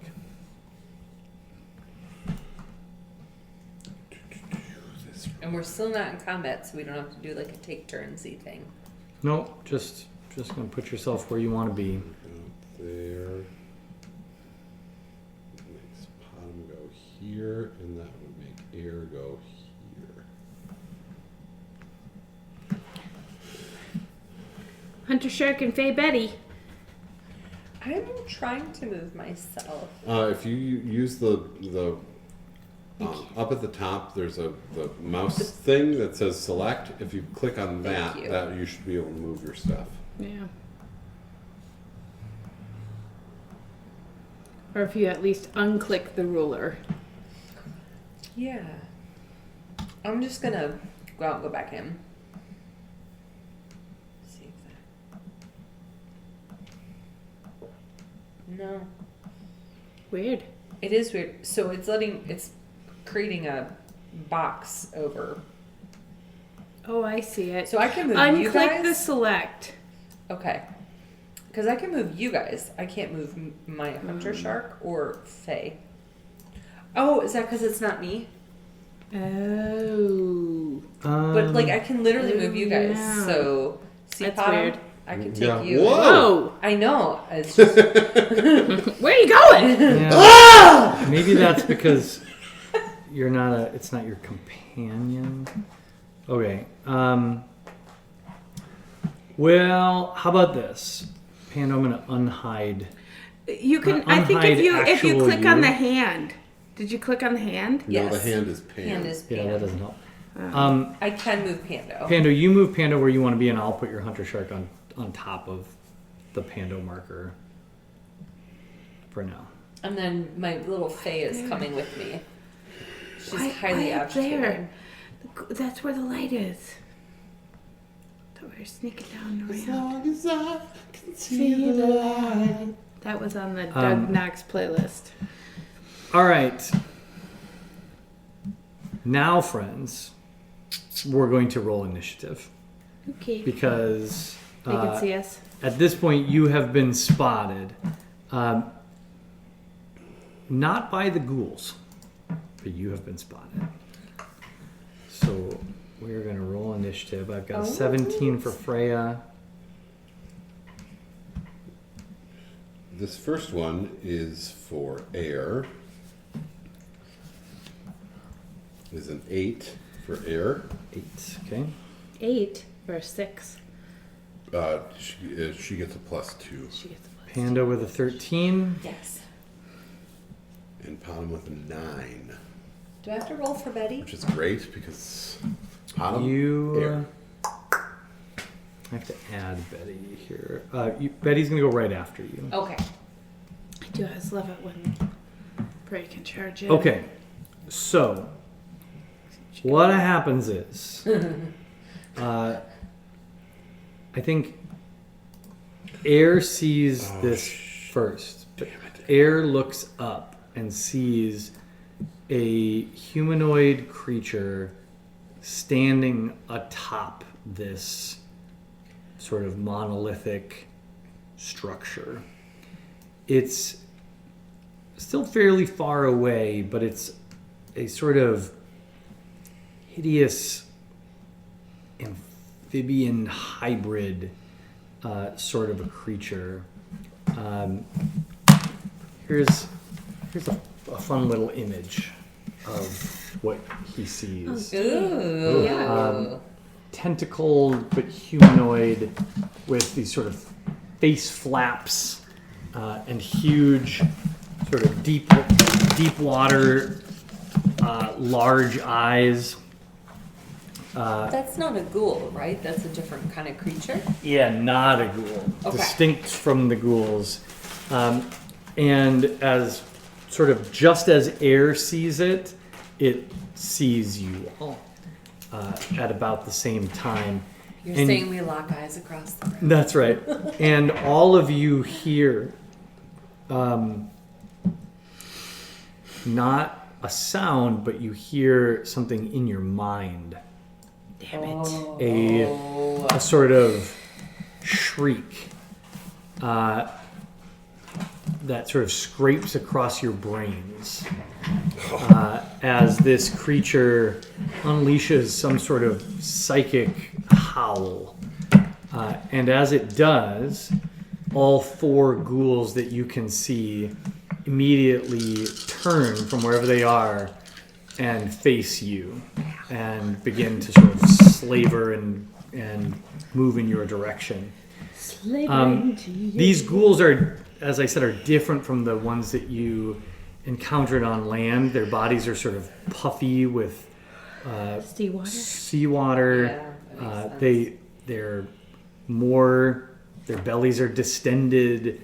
They're more degraded than the ghouls that you saw on land, but they still seem to move unnaturally swiftly It's what beneath the saltwater does waves. to you. And they have the same unnaturally long teeth and long forked tongues that seem to whip about with their own intent. And we are going to start with Freya, who is first in the initiative order. She can only run 20 feet. She can dash. swim. She can dash 40. No? Let's see. It's 8 feet to the goal. 45 feet to the goal from where she's at. 45 feet. Actually, so 45 feet, if she can be 40 feet and have a 5-foot melee attack, though. Yeah. So With- she can dash. At So 40 feet, you'd be in range of that. one of of her that goal. actions is she is dashing 40 feet up to the school Okay. and making a melee attack, I guess, at disadvantage. Can I ask Okay, a wait. technical question Yeah. quick? Is there a chance that we can put the map on the TV? Ooh. Or is that too difficult for our... I'm not sure I can. Okay, no worries. Don't worry Just, about it. let's make a melee attack, which has to be at disadvantage, correct? Well, okay. So first, wait. So you use your movement, Oh, I use and my, then you use your action to dash. which So is you don't have any 60 attacks. feet. You have a bonus action left. I have a bonus action. So using your I have a bonus action. cool- Well, using your which is cool a melee power. attack with my dash. But you need to be raging to do that. Yeah, you're right. And your rage costs your bonus action. Damn it. And also a second technical question, in-game technical question. We're in the midst of the darkness, and you can't see. Correct. You're in dim light. So any attacks by you will be at disadvantage in dim light. But Now, but it's you're- at disadvantage in the water for a melee attack anyway. Correct. So I'm at double disadvantage. No, there's no double Okay. disadvantage. That would be- But I will also say the ghoul you were headed to attack is still inside the dancing lights. So that wouldn't have been an issue in this particular Okay, case. sounds good. Except. So I'm gonna rage. All right. That's one. That's my action. That's your I'm bonus gonna- action. That's my bonus action. Then I'm gonna go. Well, I'm gonna dash for my action. I'm Okay. gonna hit. So I am. The other ghouls that aren't in the light, it doesn't matter. I'm gonna dash up here to the school anyway. Yeah. All right. And So you I'm hit. rage, move, and dash. Yeah, rage, move, and dash, and I get a hit with my dash. You 22. okay? And that hits for 5 extra points. So I roll 12. So 17. Oh, it already adds in the 5. Nice. Yeah. Okay. Wait. No, 5 plus 5 more. So, because it's, I have a 2d6 plus 5, so it's 17 plus 5. Oof, that's a big hit. Woo! Yeah, that's what that is supposed to be. Nice. Not what I've been doing, which is wrong. Nice. So 22 to hit. All right. All right. Yeah. You race up there, and in the light, in the midst of the dancing lights, you drop a massive slash with Kimba's talon on this first ghoul, nearly obliterating it. It is still there, but it's you've almost cut it in two. Nice, good first turn. Not dead yet. Nice. Next up is the Deep Scion. Is that what that creature's called? Okay. Yeah. So the Deep Scion is going to. Wait, where's my arrow here? Has a swim speed of 40. It is going to swim forward.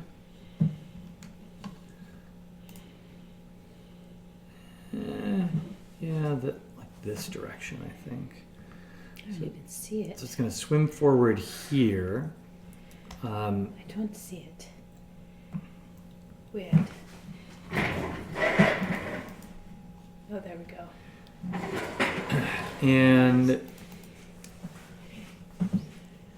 is going to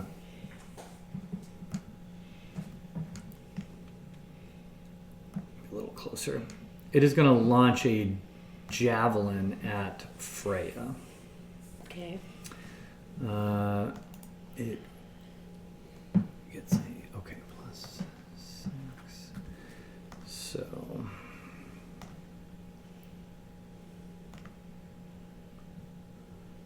that's a natural 1. So it doesn't matter what this plus is. The javelin goes hissing down into the sand near you, and you hear a frustrated shriek scrape across your mind as the psychic call of the deep scion I don't want to know what's on that javelin. is left frustrated. Next up in the initiative is Pando.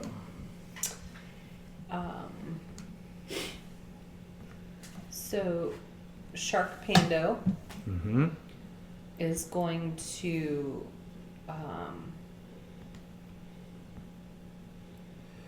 they on top of it doesn't matter. You are in range of that This guy? pool. Yep. Okay. With your 40-foot swim speed, right? Perfect, yes. So I'm going for this guy in my shark form. Okay. This is my first time playing with him. So he has 45 hit points. His melee attack is +6 to hit. Mm-hmm. Is that just a d20, but I have to get 6? That's a d20, and you add 6 to whatever you roll. Oh.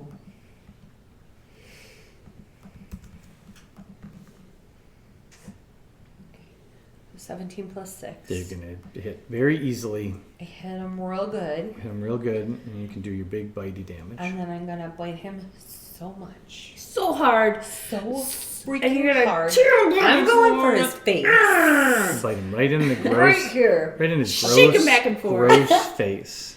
2d8 + 4. Okay. 2d8.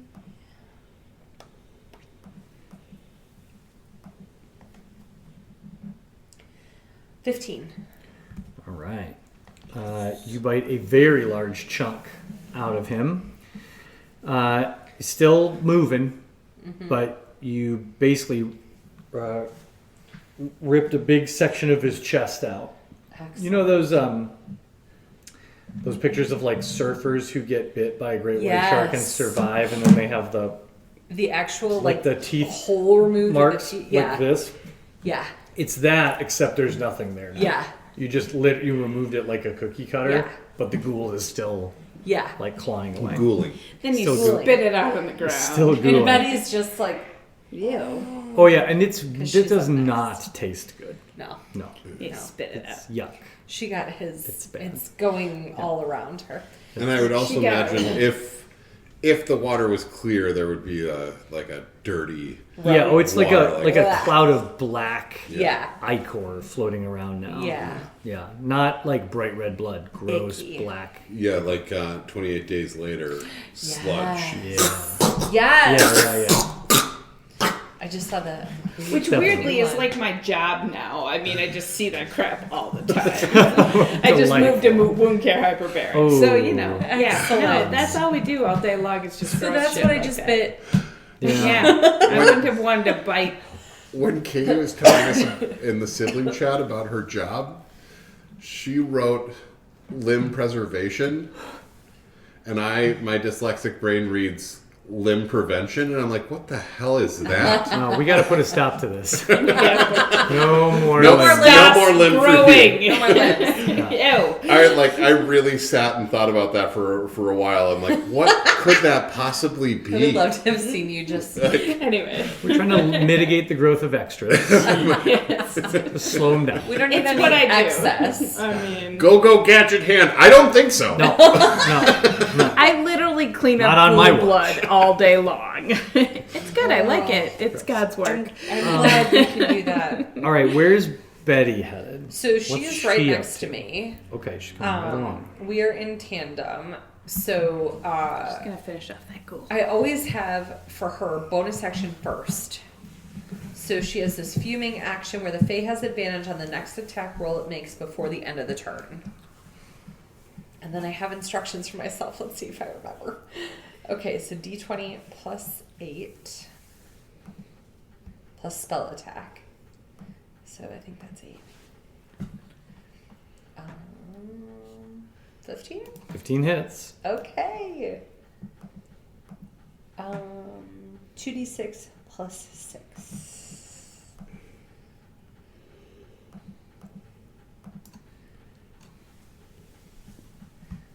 $14? Plenty. That ghoul is eliminated. Betty comes up and puts the finishing touches on your kill.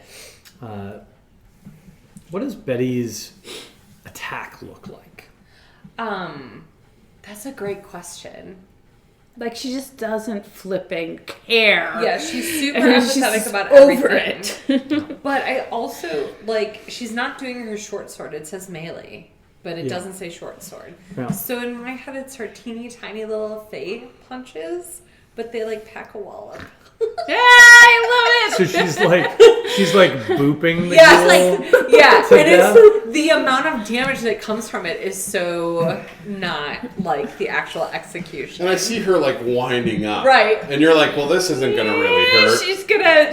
But she It's does. like It's fisticuffs. this It's little like fairy. It's very violent. fisticuffs. So Yeah. violent. It's very fisticuffs. Yeah. I like it. So it's so it's like she's contained a whole lot of kinetic energy Yes. in her fist and then transfers it, but there's like a delayed reaction. Right. And then it's Yes. and the ghoul's head just Like if The you- detonates. violent gore from her teeny tiny little Fae palm. You're Yeah. just Very like, fisticuffs. I would imagine that it looks a bit like if we were to punch a cheesecloth full of baby powder and it just yeah. I like that. Except it's like flesh. yeah, Except flesh. Except Right. rotting and bits of detritus. flesh. Right. So much detritus. Yes. Such a good word. Is a good word. Okay, very good. After Betty, we have Ghoul A. Ghoul A is barely there, but it is going to attack. Freya. It's going to attack Freya. It's going to attempt to claw at you. Okay. That is a 12 to hit. That doesn't hit. It does not hit. All right. Next up, Ghoul B, right next to it, is going to move He's gonna flank me. around. He's going to flank you and attack. Now, ghouls don't get bonus for flanking, so that is an 11. It's also going to miss. Ghoul C is gone, but Ghoul D. What's the ghoul's movement again? Oh, Ghoul D can't really get there, so Ghoul D is going to move in the direction of what it wants to attack, but it then it'll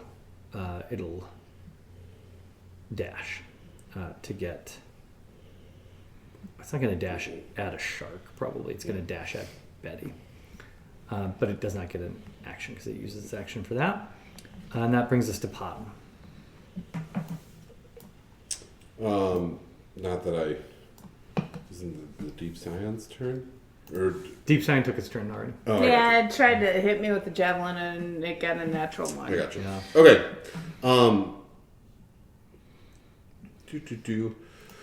Potom is going to cast a magic missile at second level. Okay.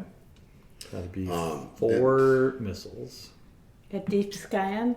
And they're all going to go to the Deep Scion. Okay.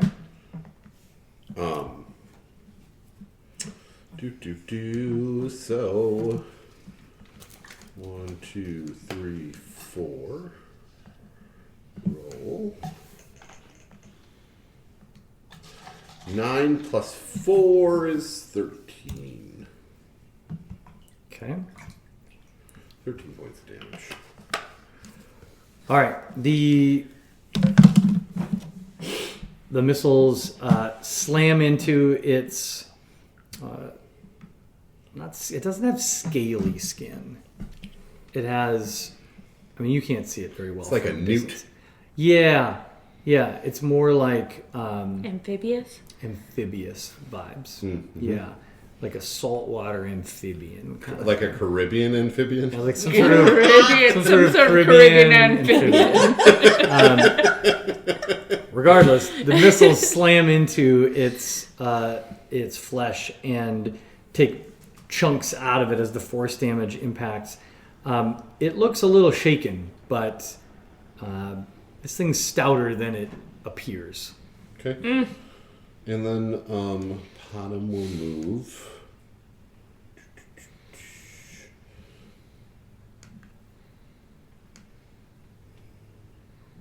It's 20 feet. That's it for Potham. Good. Next up is Air. Alamir. Yeah. Air is going to drop the dancing lights. They're gone. And Air is going to cast Fairy Fire.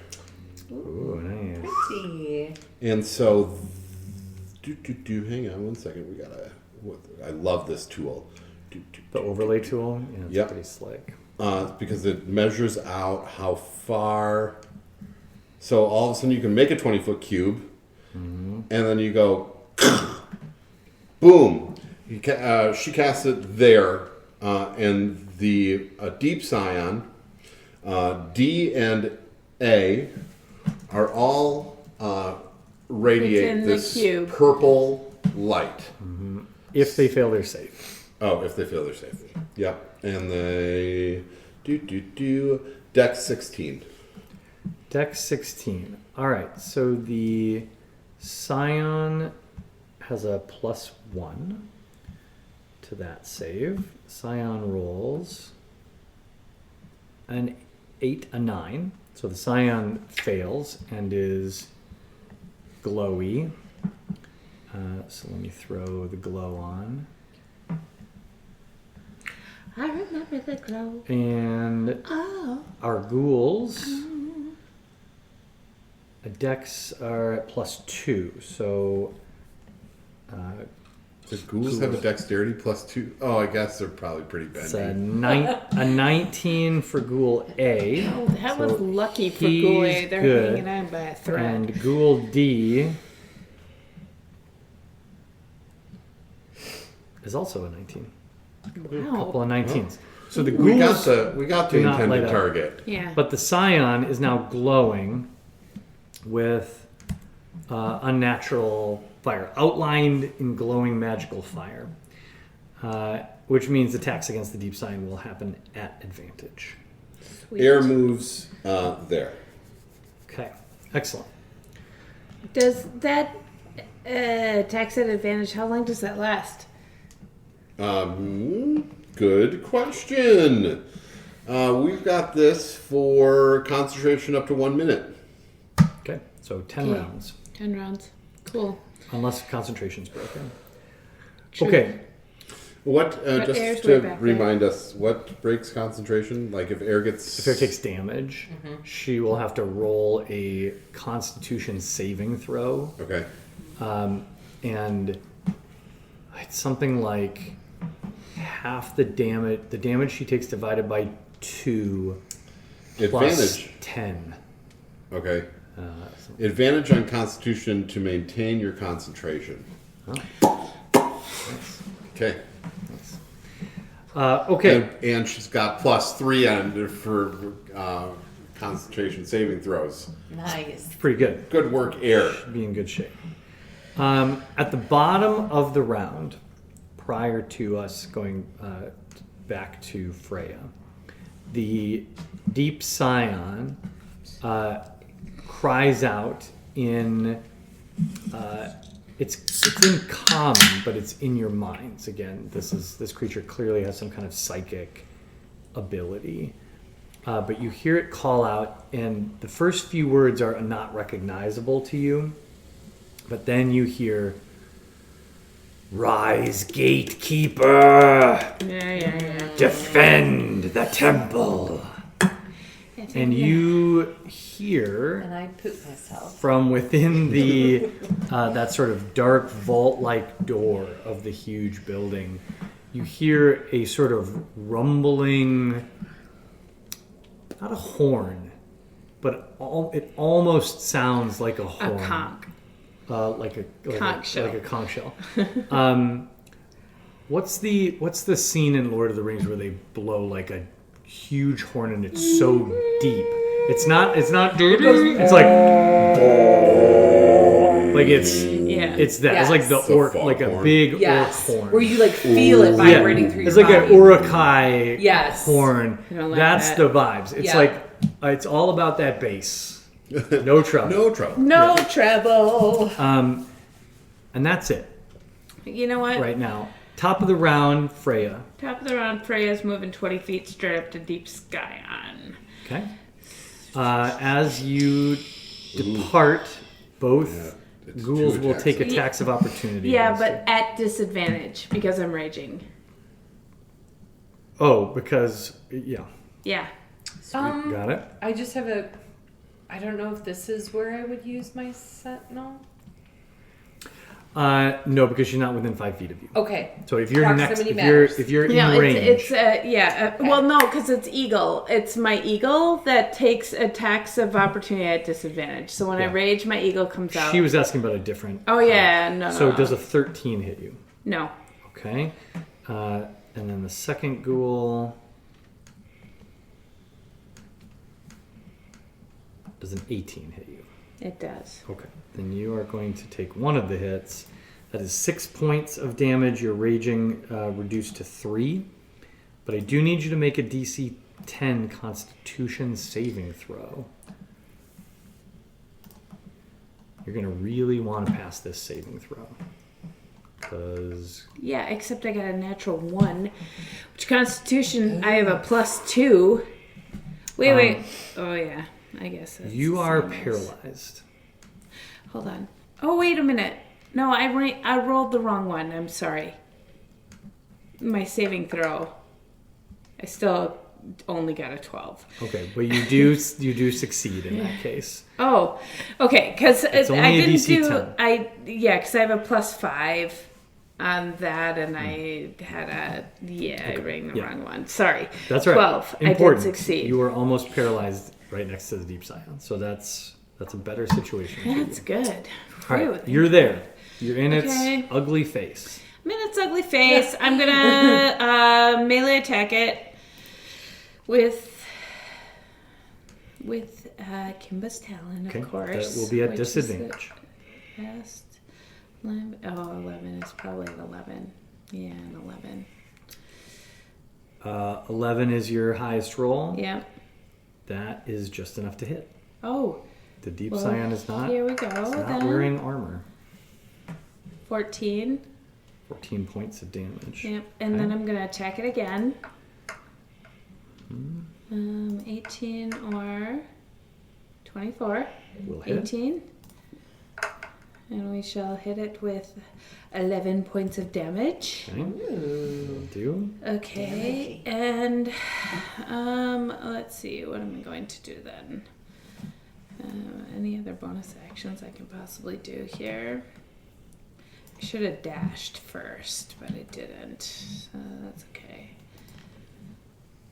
See, I don't really understand how it could necessarily work as far as the dashing thing goes. Hold up. I mean, you could dash back at one of the ghouls. Yeah, I was Potentially, kind of but- thinking that because it's still Deep Sky and is only going to attack at disadvantage to me anyway. For that, I'm going to dash back to Ghoul A.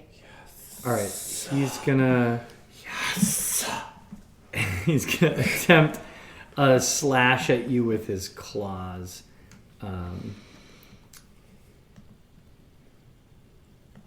At disadvantage, that will be. That's not gonna hit. That's an 11. Okay. So, That's not going to Presses hit. your So, back instead. bye. I'm just going to hit at this. I should probably hit Ghoul B because it's +5 on that, but I'm just going to hit Ghoul A. Hold on. Okay. Kimba's Talon, why not? Once again, it will be at disadvantage. Oh, 15. And what's your Oh. second? 14. 14 still hits. You easily obliterate this guy. Yes, 'cause it does 17 Yeah. points of damage. He was. He only had 2. He had one. He had one. Yeah, he was barely Yeah. I barely almost hanging on by got a him thread. with one. Yeah, but you Okay, took him off that's the good. board before you got another That's round. true. So so good. All right, so Freya darts back and forth through the water. That is the thing that Slashing. I determined that I need to start using more. Is that when attacks of opportunity are at disadvantage for Freya. Yeah. Well, and as an it's a eagle. nice complement to the dash because then It you don't is. have, if there's multiple enemies. Right. I like the It idea is. that the eagle totem is inspiring Freya to like dart back and forth between Yeah. foes, not so concerned if they're swinging If at they're her going to back swing at her or not. because she's just trying to Right. move and It's strike really and hard. momentum. I mean, I've got 15 And hit she's points. screaming so the whole time, and we're like, God it's at damn it, what the hell? disadvantage, and they have to hit. Yeah. They have to hit 2 times over 15 to And even hit me. I think in this case, Bottoms in this underwater combat, he's like, this is really actually kind of nice, you guys. Like, she's so much, He's like, she's "This so is muted quieter." down Like, I here. can really hear myself. Like the think. screaming is usually a little piercing, if I'm honest, and 'cause I'm just saying this I mean, is I like it. I like it. I don't get me wrong. I like it. no, it's really intimidating, but like this is kind of nice. Is all I'm saying. Maybe we fight underwater more. Connor has little rock earplugs. Maybe we he could puts just in. get a water helmet for Freya. Water helmet. Nice. Water helmet. I'm gonna develop. I gotta that. work on that. I gotta work on the water helmet. I gotta work on the water helmet. All right. Next up, it is the Deep Scion's turn. The Deep Scion is unhappy and did not like getting brutalized by Kimba's Talon. And also probably does not like its new glowiness. Right. No, it doesn't. It's not happy about any of this. Damn disco lights. So its mouth flaps open wide. It spreads its arms, and all the tentacles coming out of its head extend to their farthest point in all the cardinal directions. And it unleashes a terrible psychic scream Okay. that echoes he is through creepy. the entire battlefield to a distance of 300 feet. All of you are encompassed in this scream. A piercing, sort of shredding scream. Actually, sorry. It is moving. First, it's going to move here to ensure that all of you are included in this, because the psychic effect is only a 30-foot distance. But all of you are included in this. I need everyone to make a wisdom saving throw. And then I'm sure Air would have to make a concentration saving throw as well. No, only if she fails the wisdom save. I got you. 12. Freya, fail. And I can't. 16. Pass. This first one is for Air. 15. Pass. And Potom. Ooh, a 4. Fail. Freya takes full hit points on this too, guys. Freya and Potom, you are stunned until the end of the Deep Scion's next turn. What being stunned means is you don't get to do anything on your turn except float. Lose a turn. It is lose a turn. Go to jail, do not pass go. I need Betty to make a wisdom saving throw. Oh, that makes sense. Also, Do I just use my own? No, she has her own. she stats. should have her own stat block. Sorry.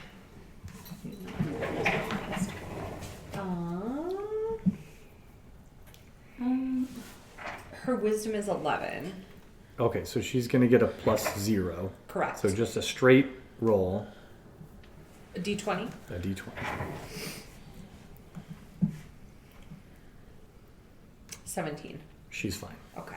Okay. Damn it. Weird. But that's the Deep Scion's action. And so that's all it is going to do. Pando, you're up next. Okay. I'm gonna go for the Deep Scion. Do it. So I'm gonna move my little sharky buns over. That little Whoa, sharky sharky buns. Good old sharky buns. Good old sharky buns. I will confirm for you that the Deep Scion is not at 100% hit points. So your cool Sharky powers My cool sharkiness. activates. Excellent. Sharky power activate. Okay, so the shark has advantage on melee attacks. Mhm. So do I do 2? Yep, do D20s? 2 and we'll take the highest one. Okay. And you, yeah. And it's a +6 Yep. as well. So just roll a d20 and we'll manually add 6 to whatever you roll. Perfect. And then Thank we're going you. to take the highest. Not that one. So that'd be a 10. See if you can do Poopers. better than a 10. Hopefully. Come on. How about an 11? That's better than a 10. You know, I you're think feeling I sad did. about this, Sorry, I but just swore. as we've already confirmed, the Deep Scion's armor class is 11. So you hit. Okay. It is not armored, Barely. this creature. Okay. Yeah, As- but whatever's coming out of the thing is. well, yeah. I'm still getting used to my shark body. I We- get distracted by my sharky buns. My sharky sharky buns keep popping up. I got some real cute sharky buns. Damn that shark thick. Okay. So it hit. So now I do my damage. Yep.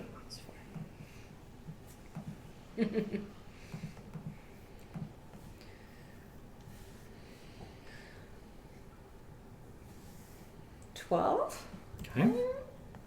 Good. Okay. You bite a big chunk out of the Deep Scion. Yay! I'm so. It's still kicking, but this thing is now looking pretty rough. Oh, Okay. Well, it doesn't have a lot of hit points then. And it doesn't have armor. I mean, right? y'all have done some pretty big damage to it. Like you did like 35 points of damage to it on Yeah, your that's turn. true. It took 15 from magic missiles at the Yeah. very start of the round, and you just took a big bite out of it. Right. So like for a humanoid, it's no Thing. slouch. Okay. It's got more hit points than you started this battle with. Okay. Yeah, We've just really been whacking away you're at him. going at him. Yeah, which understandable because he just psychic screeched your ass. So I know. What a jerk. Annoying. yeah. Okay. It's Betty like, up this next. is annoying. Yep, Betty, Betty. where's she Freya going? fails every time. You are worse than Freya. Is is Betty dealing with this ghoul or is she staying by your side? No, she's dealing with the Scion. Okay. Then if she's moving down to the sign, she's going to take an attack of opportunity from this ghoul. Oh. She's I still see what standing you right mean. next to a ghoul. Okay. Ghoul. When I'm Let's do not ghoul. screeching. Yeah. No, Okay. no need Oh, to. she's going to attack the ghoul. Okay, let Yeah. me put her back. Sorry about that. That's okay. Did I see you rolled a 13? Yes. Okay, she's still at disadvantage, so I need you to roll again. Okay. And your tongue is black from. All right, yeah, you hit this ghoul, no problem. Okay. So this is ghoul D, It looks like this. which is so far untouched. So do your 2Ds. Do your Betty damage. 6. Here comes Betty. Barely carrying. 17. big hit for Betty. Roop. The ghoul is still alive, or undead. This ghoul is still active. Act. I'm like, what do we call him? Yeah, that's the evil green glint in its eye is still alight. Is there. But half of its body has just sort of been decimated, like an arm and a big chunk of its torso blow away. By Betty's boop. By Betty's boop. That's pretty good. I like it. I like it. Nice. That brings us to the remaining ghoul's turn. So ghoul B is going to turn and attack Freya. So dumb. That's going to be a 19 to hit. Oh, that hits. Ooh. Freya, you will take 8 divided by 2 is 4 points of slashing damage, and I need still with you us? to once again make a Constitution saving throw. Damn it. Oh, Let's actually oh. do it correctly. Pause. Pause. You're stunned. Oh yeah. That's an automatic crit. Oh shit. So you're not taking 8 damage. You're taking 6 plus Wait. 10. You're taking 16 points of damage. Divided by 2 because you are still raging. Okay. So 8 points of slashing damage. Okay. 4 more. 4 Are more. you still conscious? And you, but Oh, you, yeah. but you do Okay. still need to make the saving throw. So Constitution save. Very dry cork. I'm gonna dry pour. 14. You're fine. You are fine. Yeah, I still have 56 points of damage. Oh, Um, you're good. Ghoul D is going to slash at Betty. That is a 14 to hit Betty. Does that hit Betty? Betty's stat is.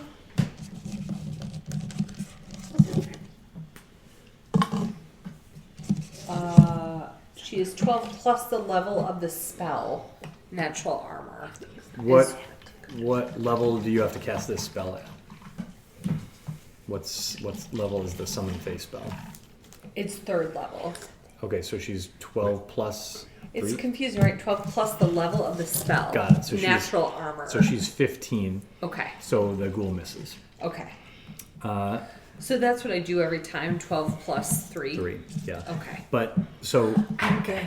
what this... It's all for you guys. What this accounts for is this is a spell you can upcast. Okay. So if you chose, Yeah. if you wanted to make Betty stronger when you summon Uh-huh. her, you could cast the spell at a higher level. So you could, instead of casting it at the minimum level required Yeah. of 3, you could cast it at level 7, and then Betty's armor class would be 19.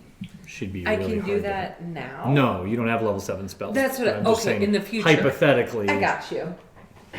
Like what? when you have access to higher Like level in theory, spells. like how my cure wounds is That's like right. more badass Scales at up 3rd level. as Okay. you. Yep, exactly. Okay. Thank you. That's the idea. Potom, you're up next. Stunned. You are stunned. That's right. That's right. Air Air's turn. is going to Whack Deep Sky. well, Thorn Whip. she's going to use Thorn whip. her Oh, wait, eldritch. that's you. She's going to use her That's eldritch me. blast Yeah, that's what it is. Eldritch Blast. on the deep scion because she does not like being shouted at. Yeah, fair. She's like, I'm the one that does the shouting. No. No one shouts here. Oh my god! Stop that! All right. I put up with her. I'm not going to take it from you. There's no. This is a straight roll. No disadvantage for Air on this spell. Do.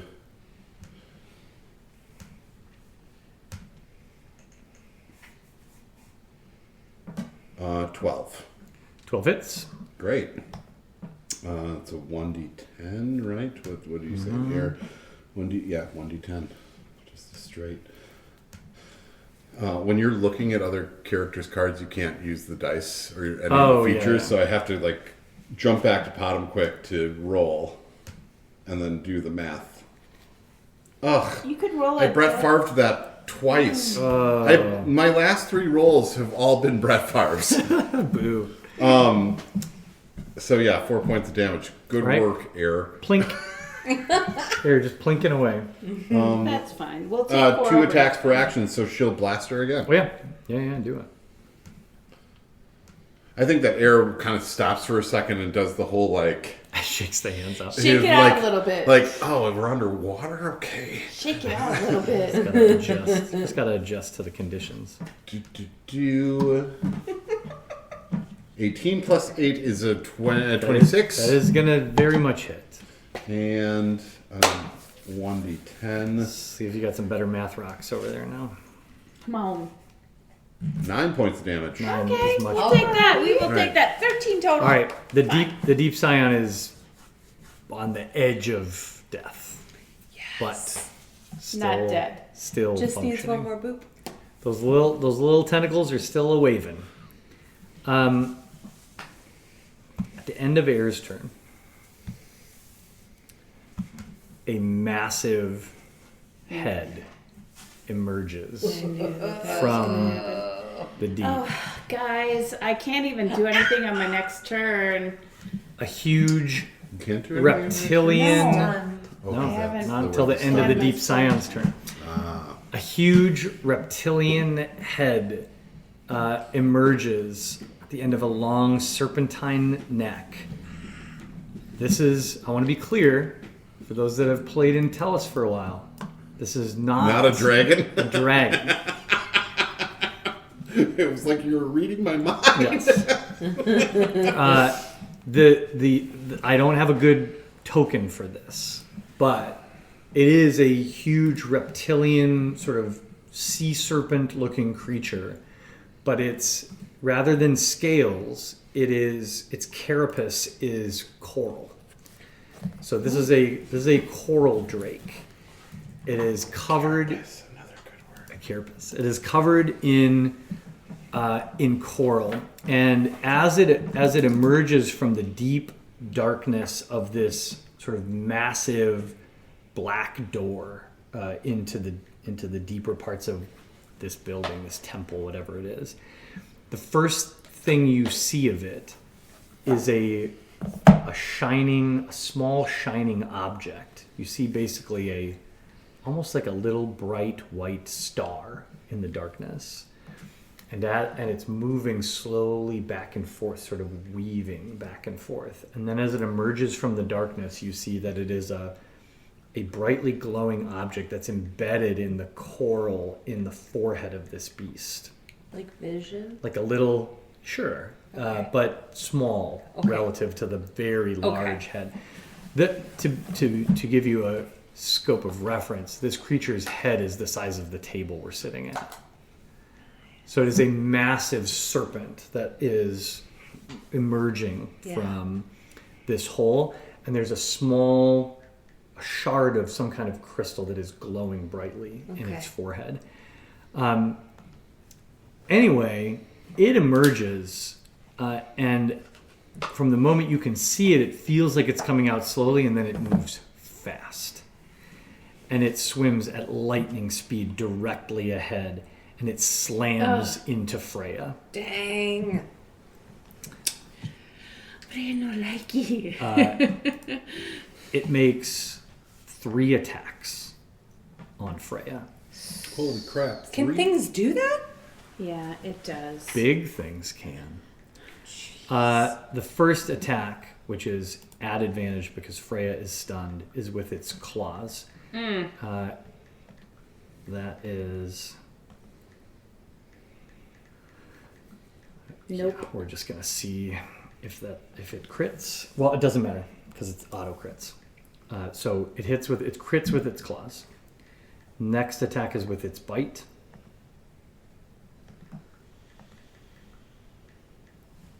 That's a 13. Does a 13 Nope. hit? Okay. It is at advantage, so the second roll is gonna hit. So it auto crits with its bite, and then its tail emerges from the building, and you see a wicked-looking barbed stinger at the end of its tail, which whips around and lashes out at Freya. It's so painful. Freya's really ticked because she is not going to be able to We're gonna respond roll to one more this time. at all. Someone's got to do That's something. Also going to hit. This is going to be just a ridiculous amount of damage. So hang on. That's 2d10 plus 4 plus 20 Really cool. plus I just Googled. 48 plus 4 plus math 32 plus What? No. 2d10 Guess he's not the plus friendly one. 4 plus 20. It's not That's this cute looking. the coral drake does 113 points of damage to you. Alright.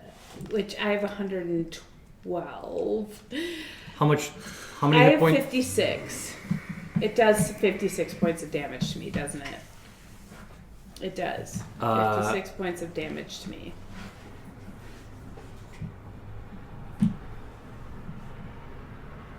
Yes.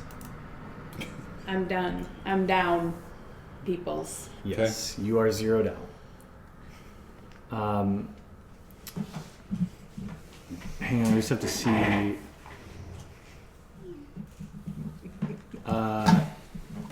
Yeah, the poison does not have an additional effect. So Freya's down. Exactly down, by the way. Oh yeah, and can I just say, you're extremely lucky that you were raging. Because if I wasn't, Because if you weren't, this creature would have done double your remaining hit points, which is an insta kill. There's no death saving throws. There's no. If Shit, you weren't man. raging, Freya would have been gone. you just wanted to end this game, didn't you? I've got to go to the airport early, assholes. Bastard! Okay, listen. You don't want to play with me anymore? Fine!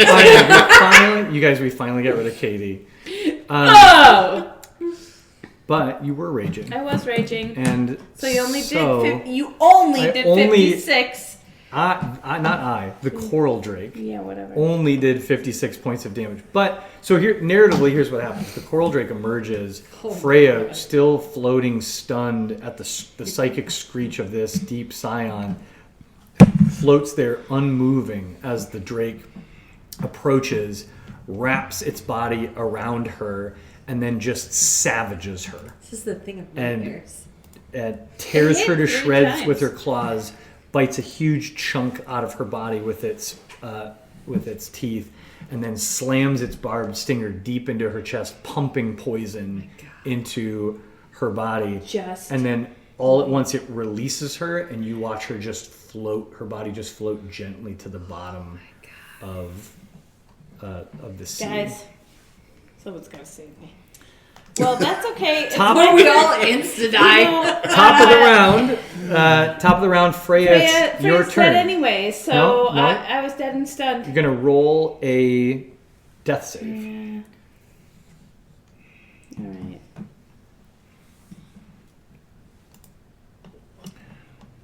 I don't even remember how. I just roll a d20. Well, so up in your HP now, right up here. you should have a HP. death save Yep. thing. Man. Yeah. So. I know. Oh, yeah. Just so we just roll a impossible for our d20. characters to die. And Like, if A Fiona 10 or dies, better my little saves. heart is gonna be so sad. Mm-hmm. nope. Yes. That's a she success. could. All right. That's a So success. mark one success. Hey, I got a in that, success, that guys. little box. You need 2 more of those before you get 3 failures. True dat. Now it's the Deep Scion's turn. Still alive. The Deep Scion is it's going to make 2 melee attacks. It's going to bite and claw at the shark in front of it. So, what is it? +6. Okay. So, first the bite is a 14 to hit against your hunter shark. Yes. Armor class is 12. Okay, and then the claw is also a 14. So Deep Scion's bite and claw, that's 1d4 plus 4 and 1d6 plus 4. 1d6 plus 4. Oops. 1d6 plus 4 plus 1d4 plus 4. You take 13 points of damage. Okay. The Slashing. hunter shark now has 32 points remaining. It's doing all right. That's all the Deep Scion can do. It has expended its big, cool power. Pando, you're up. Okay.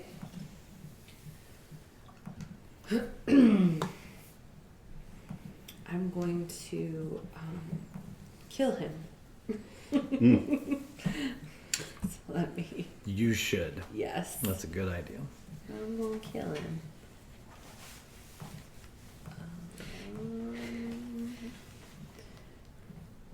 17 Hits. damage.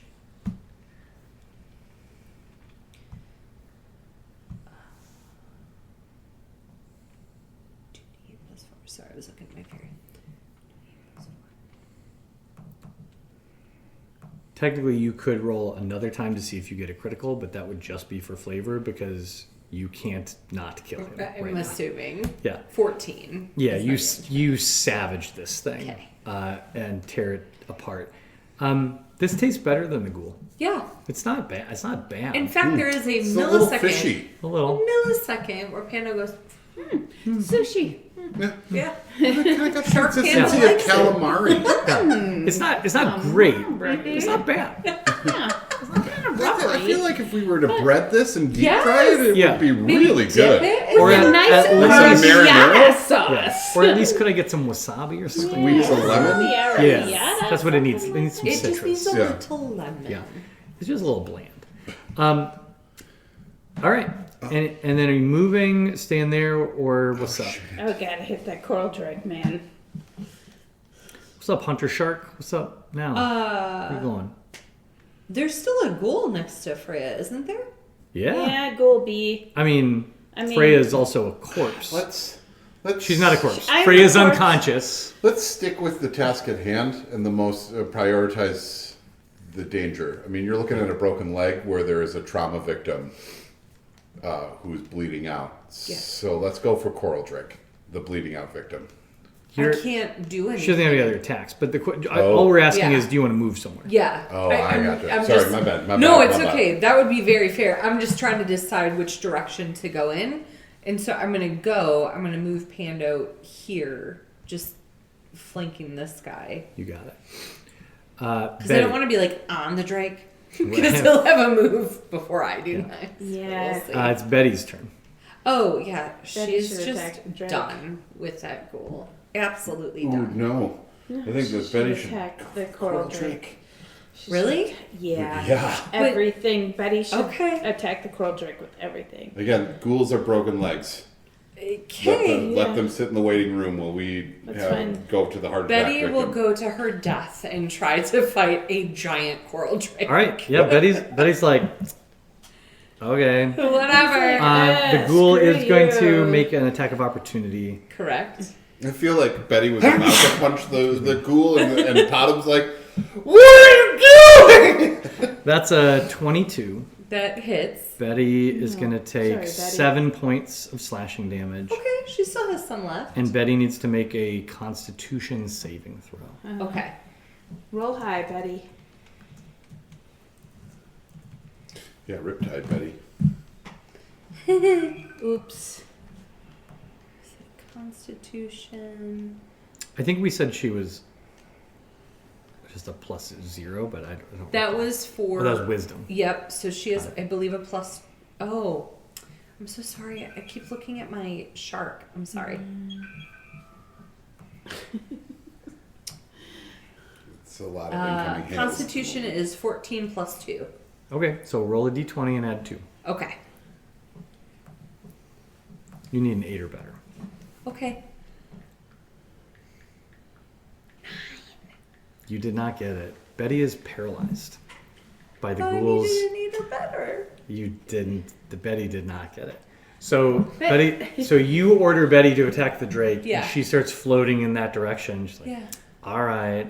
And then she flinches as the ghoul's claws rake across her back. Okay. And as she gets closer and closer to the Drake, you see her start to sort of curl up, and all her muscles lock up. And as she floats in the water, she kind of makes eye contact with you, and she goes, "Ew."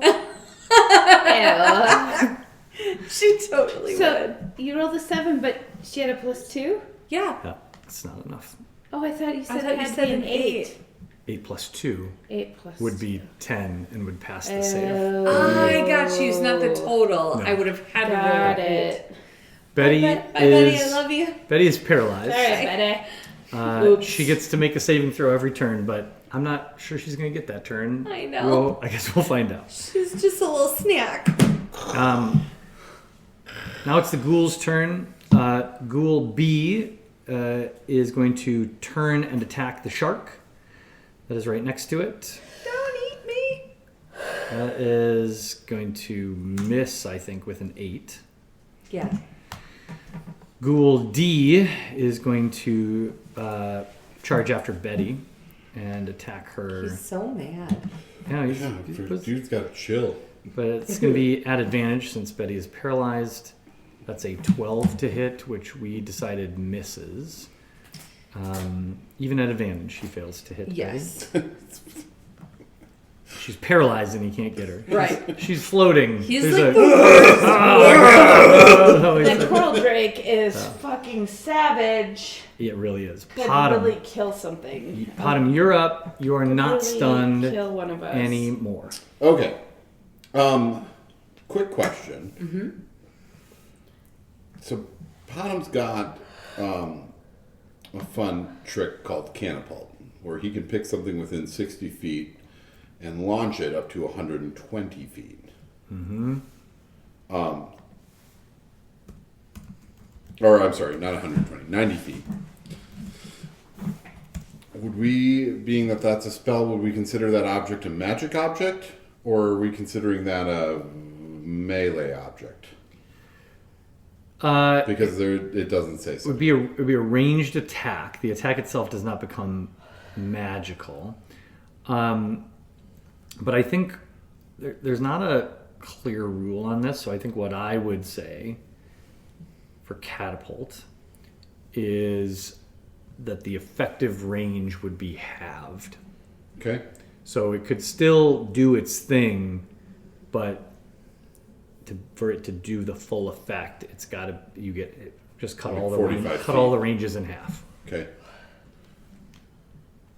So the object has to be within 30 feet of me, and I can launch that 45 feet. Sorry, the I don't care how far the object is away from you. Okay. Just the distance it has to travel to still do the damage would be cut in half. Sure. So we'll just say that it's a rock. That's Yeah, there's right there's about plenty here. of chunks of stone that have Yeah. fallen off this building. That's easily done. So Potom picks up that rock and launches it at the Coral Drake, Okay. which Great. from That where is where that rock is to him is only 30 feet. Is it a dex save? Of 17. Okay. I imagine Coral Drake's probably got some great dexterity. 17 is a high DC. Mm-hmm. That's not easy. But the Coral Drake does have a high DC, high dex, right? It actually does not. Oh, okay. That is a failure. Coral Drake fails. Which means But that Coral Potom, Drake has a saving throw of a dex +6. Where do you see oh, Oh, just on that. fuck you! Sorry. Sorry, not you. I'm yelling at the dice. I was just looking at 13 the... points of damage, which monster isn't thing. anything. God, it's a 3d8. that? Yeah, that does Yeah, well, stink. never mind that. 13 points of damage. All right. It's not. That wasn't awesome. So But big. it was something. It was something. Big chunk of Yes. stone slams into this thing, and it's enough to turn its It's attention like, for a moment ouch. before it Ow, turns back. Ow. Ow. It's like you stepped on its tail. What was It was that? like, what Hey, the... No! jeez. Ow! What God damn throwing it. shit at me from over there? Who throws a shoe? Honestly. All right, Potom will. That's not a good move, but Potom is heading into the danger because he's got to get to Freydisa. Once more into the breach. Yep. Well, you're a lot tankier than you were at the start when we It were is fighting true. rats. And I have not taken any damage yet. Yeah. So I mean, Yeah. Yes. Trey's taken an extreme amount All right, of damage. next up it is Air. Air's turn. Air is first going to move here, so I don't forget, and we will Eldritch Blast this Coral Drake. I like how there's two stupid ghouls that are still there. Yeah, whatever. Plus 8. Do.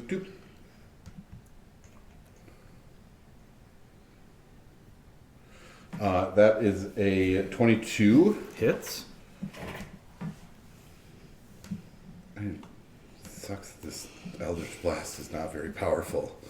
Brett Favre damage. Okay. And we will do that one more time.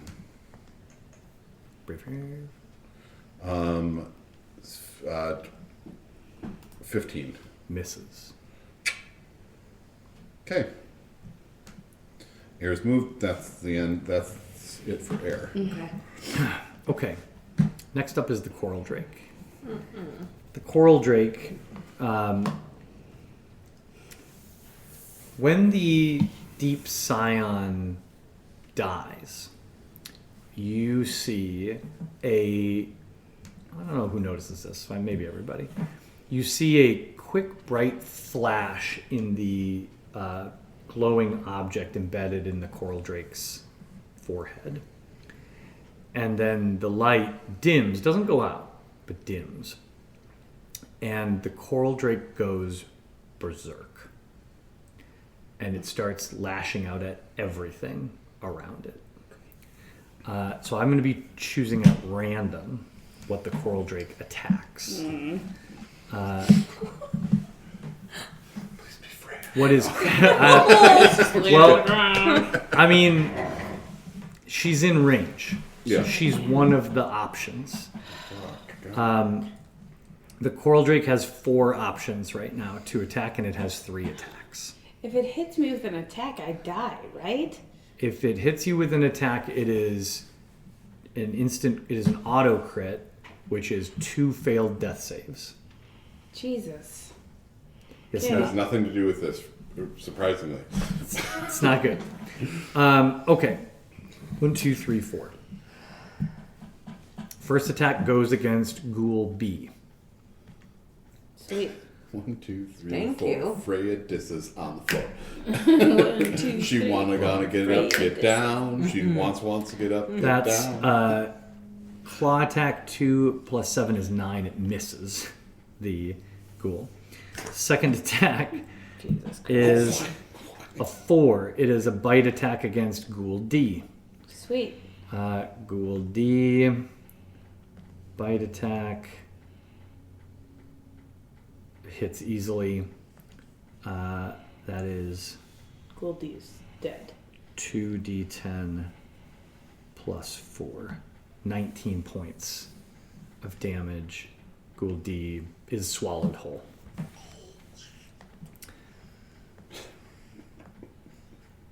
Enjoy your poop, Candy. And finally, its stinger slashes out at Betty. Great. It is at advantage because Betty is paralyzed. It's an auto crit, so I don't need to roll it again because she's paralyzed. This giant face. That is Mhm. 2d10 plus 24. 28 points of piercing damage Whoa. to Betty. Betty. She's gone. Oh, goodbye, Betty. Betty, with a little sort of miffed, which you can't hear because you're underwater. Right. But you all hear it though. You see it. We see You it. see it on her Yeah. face. She disappears into a puff of glitter that floats briefly away, and she's gone. That is the coral drake's turn. Phew. Top of the round, Freya. You're gonna make a death save. Yeah, I guess I'll make a death save.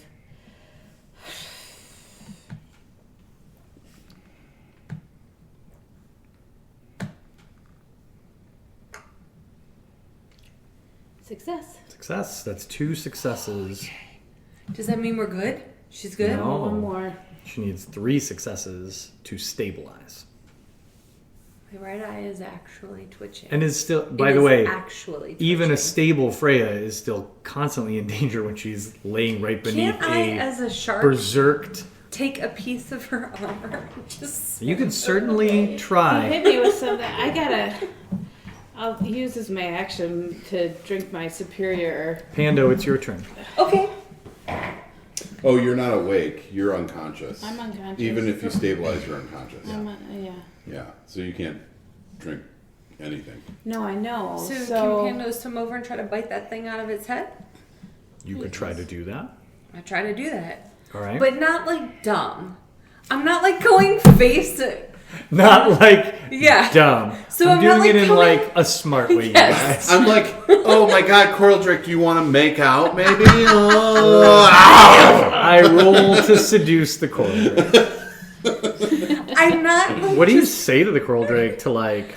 Seduce I just it. Initiate. I bat my shark eye. oh Oh my god, Bat when you're my going shark berserk, eye. it makes me go berserk.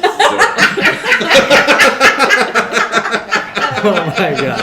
Oh, my Okay, real talk. Real talk. So You can try to do this, Yes. but I'm just going to tell you it is going to be a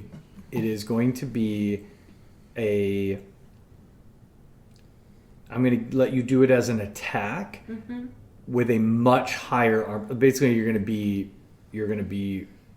be a much higher armor class because it's like a targeted shot, let's say. So if you're telling me you're trying to like chomp the coral where this thing is that's glowing barely and like chomp it off, it's going to be the coral drake's that attack is going to take a much higher armor class. It's going to be much harder for you to do. Mechanically, that's how this will work, like a Okay. called shot is Yeah. what I'm saying.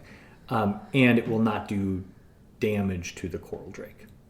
It will, if you succeed, it might do something that you are thinking it might do. I don't know, but it's not going to be a damaging attack. So you can either attack this thing to hit it to get into its hit points, or you can try to chomp the glowy thing.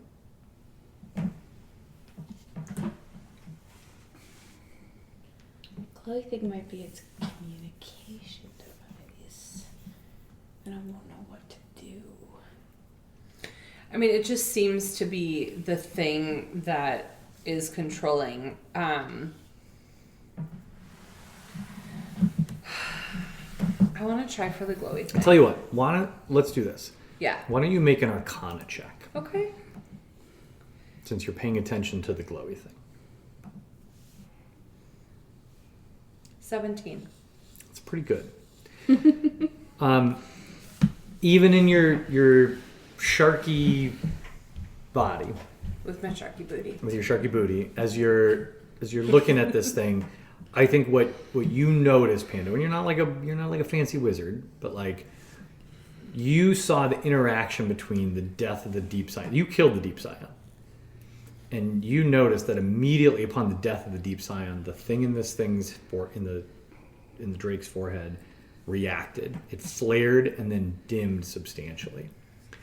And what you translate that is the deep scion was using whatever that is as some tether to this drake, which is now severed. So don't do it.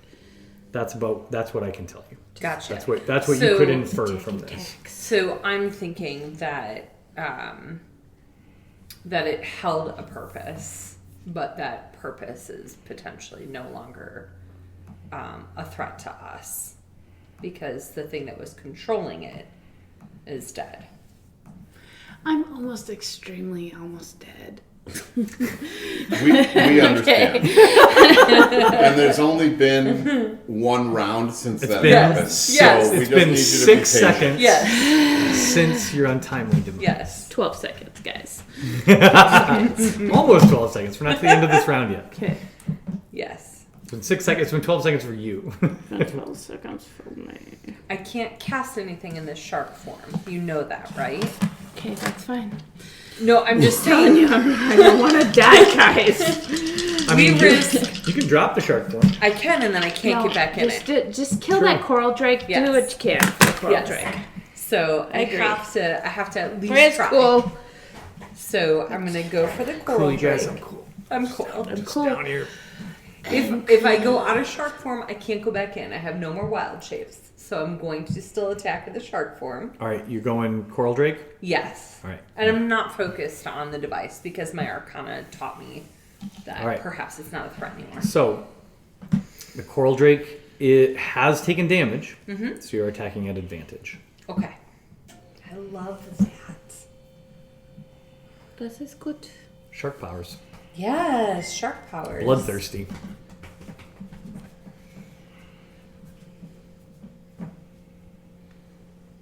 Huh, Lord. 14.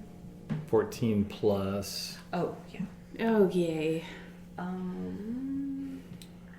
6. 20. Okay. 20. 20 hits.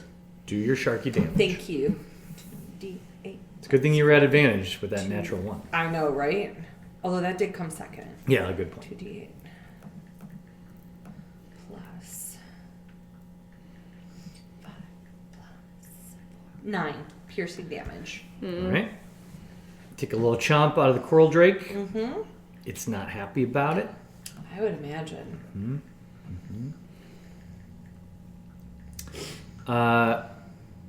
There's no more Fae, Nope. I So- can't summon her in this form.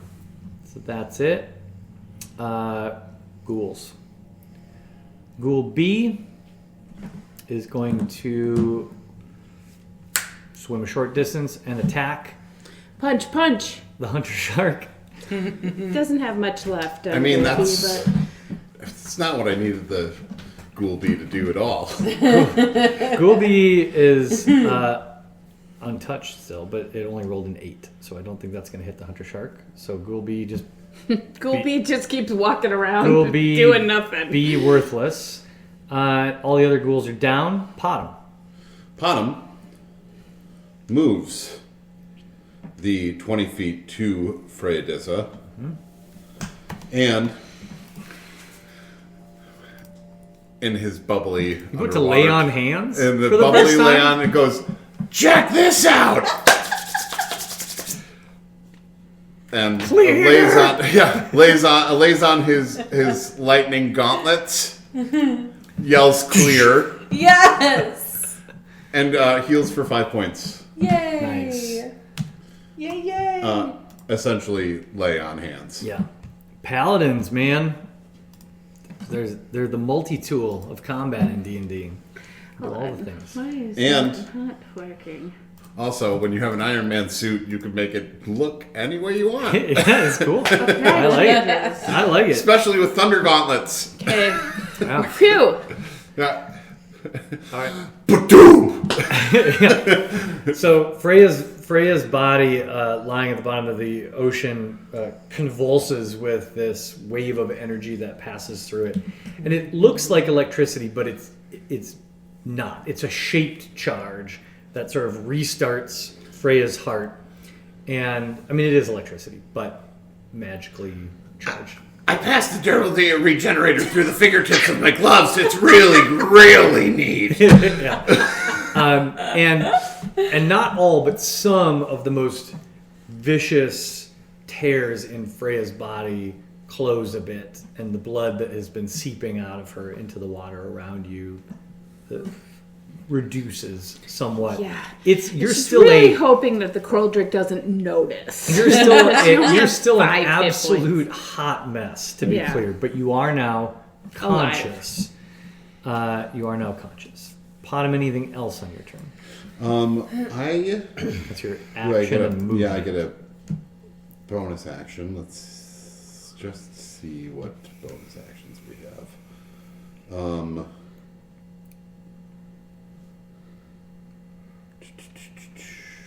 Oh, that's interesting.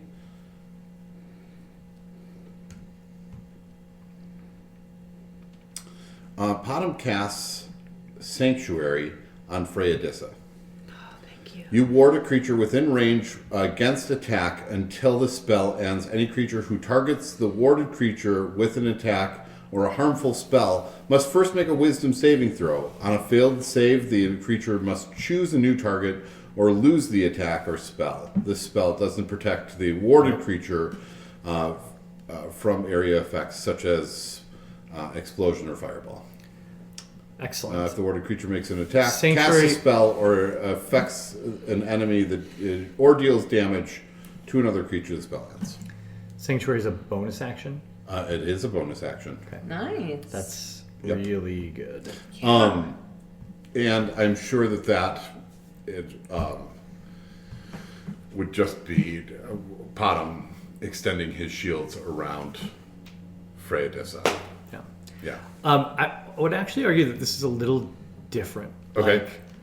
And I do not want to lean into your Yeah, you constant mapping of Star Trek terms onto this. But I think this is a little bit more like a cloaking device. Okay. Because the idea here is not that they're like protected against an attack, it's that creatures around them can't seem to attack them. Sure.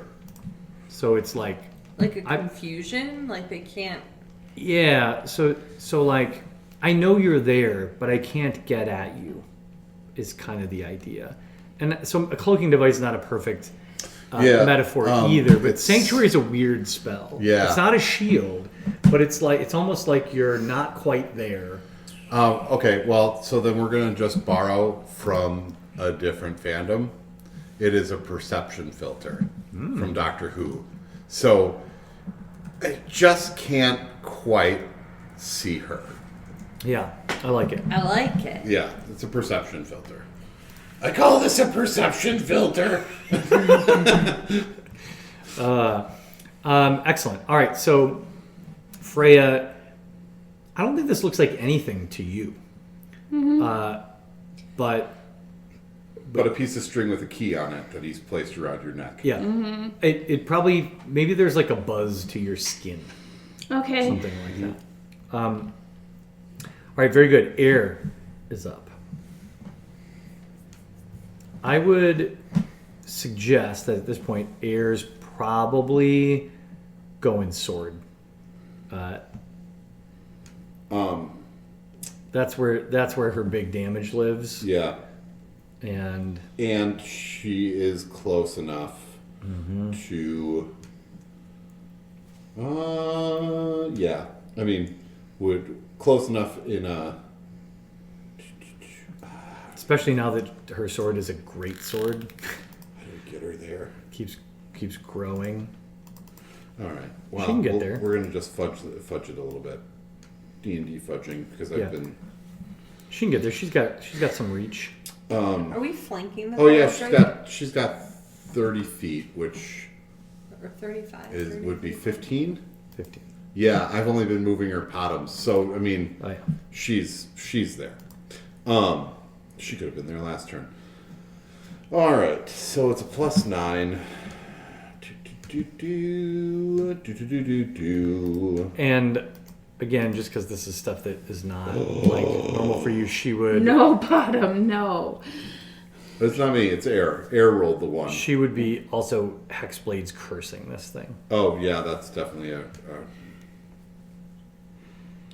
I guess I should have. That doesn't help a natural one. I should have rolled through the features on here. Hexblade's Curse for sure. As a bonus action. Oh, I can't click that. So, all right. So, well, I'll mark it, but So it would be a 10. And well, a natural one misses. right. So I think that she gets 2 attacks. she 2 attacks. She does. So she'll attack again.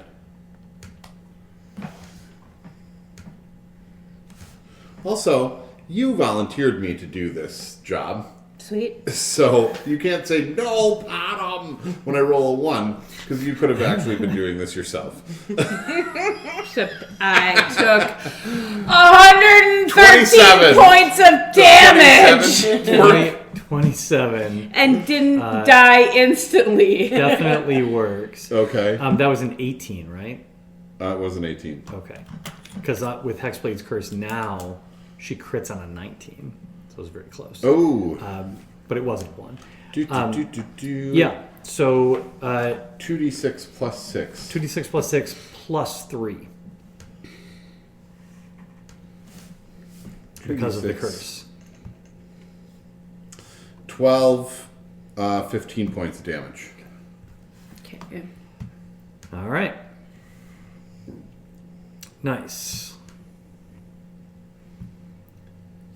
So that takes us to the Coral Drake's turn, which is my favorite turn.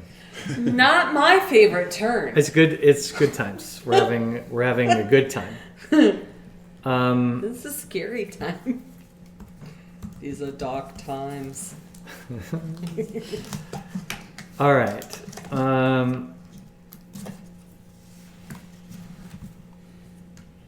So once again, this creature is berserk. it is going to attack. There are 5 creatures within its range. I'm going to roll a d6, and on a 6, I'll re-roll. First, it's claw attack. 1, 2, 3, 4, 5. Air is 1. Potham's 2. Freya's 3. Ghoul B is 4. Hunter Shark is 5. That's a 5. Claws go at the Hunter Shark. That is a +7 to hit. That is a 14. Does that hit your Hunter Shark? I think so, yeah?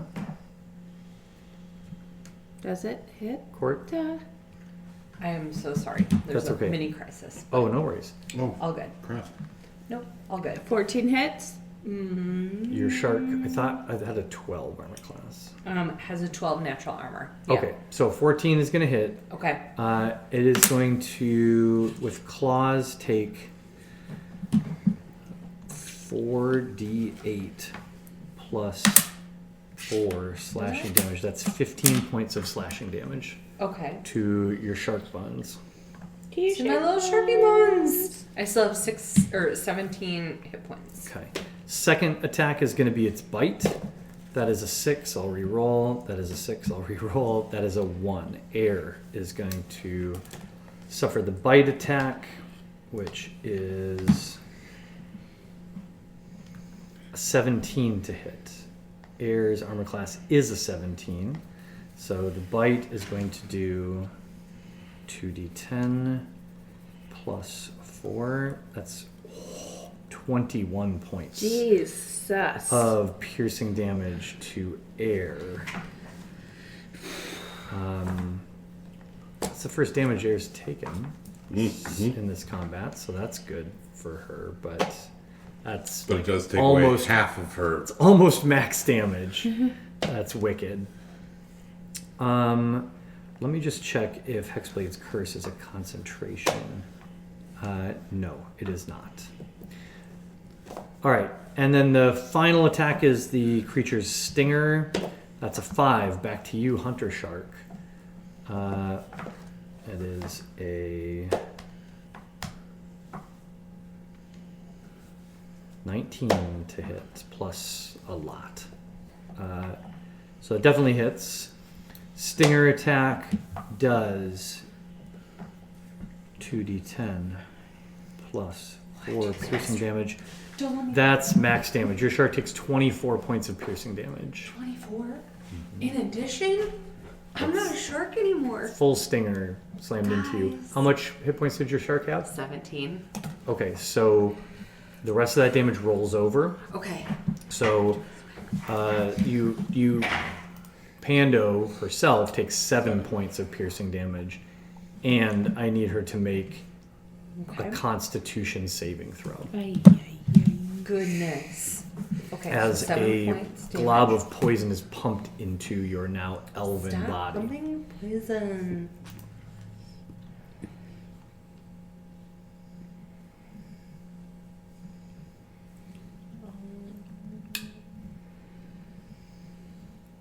Where's my Constitution saving throw? It's not in my little saving throw? Yes, it is. Con. There it is. Under saving throws. Yes, thank you so much. 11. That does not save. Okay. You take the poison kicks in at the start of your turn. So I'll tell you about it Next time? on your turn. Dang it. I'll just sit here and feel Alright. Just go enjoy your anticipation of Yeah, the. we Of the might poison. not make it through this. This is a big bad monster. This is a big bad monster. Freya. Yeah, It Freya, just is your turn. Freya's gonna drink her. She has a superior potion of healing, which is 8d4 plus 8, which I just did in the meantime, which is 27 points. Nice. Yeah, that So is good. 27 healing points, 32 points. Okay, so And I do need to remind you that you're no longer raging. and I'm laying on the ground. Yeah, I mean, you're floating. I'm there, so- floating on the ground. Yeah, which I'm going to rage. I have one more rage left. Okay. Guys, that's my last word before long. Yeah, so I'm gonna rage as my bonus action. So that was my action. That was my bonus action, was to rage. As long as I hit something. Well, you can't hit something, so you might want to think about whether you choose to No, I'm rage not or- going to rage. I'm gonna stand up. Yeah, that's fine. Yeah, I'm Because gonna right now you're still in the protection of the sanctuary. Yeah, I'm gonna So- stand up. The moment you attack, that sanctuary goes away. Yes. You probably don't want to attack Where until you that? can rage and attack on the same time. Yeah. But I'm you- standing up. I'm But you standing recovered a up. third of your hit points there. That was a I'm big deal. standing You know up what's with really 30, great? 32 hit points, so that's almost half actually. Pretty good. You wouldn't take an attack of opportunity if you walked around the other side of the coral drake. Oh, I do have 20 movement points. I shall do that. That's very nice. Oh, that's it. Oh, that's error. Unless you need to like build up some speed, right? So maybe you don't, and you wait until your next turn No, because to run around the coral drake and then hit it with. well, it doesn't matter. I can walk around this way and just flank it for you guys. Okay, You know, I'm Sure. flanking it. I'll take that. That's good. I'll walk. I can still run around it. Yeah. All right, Pando, it's your turn. At the start of your turn, the poison pulses through your body, and you take 7 points of poison damage. Nay. Or do I absorb the elements? I don't know. Do you? Yeah. I don't think absorb elements works that way. Which elements does it absorb? The poison. Poison, ice, fire, lightning. But you would have had to use that as a reaction. Well, she can use it as a reaction well, 'cause to it's this just poison damage. starting now. Oh, Yeah. I got you. Because like it didn't begin until the start of my turn. Yeah, this That's is how- so. This poison acts differently. Okay. It's a delay. It's a delayed, and it's the start of every turn. You're gonna take this until the poison And is. it's Oh, but I see. poison Until is the not poison's one. not- It's acid, cold, fire, lightning, and thunder. That top one isn't poison? No, that's acid. Oh. I guess so I can't. no absorbi. Okay, so 7 more points Seven. I of knew that damage. there was something about that. 7 that points didn't of seem poison right. Okay. damage. Oh. Okay. But it is your turn. Okay. Let me get rid of our friend the hunter shark here. Yeah, from just the Pando. map. Just regular Pando. Just living, just existing.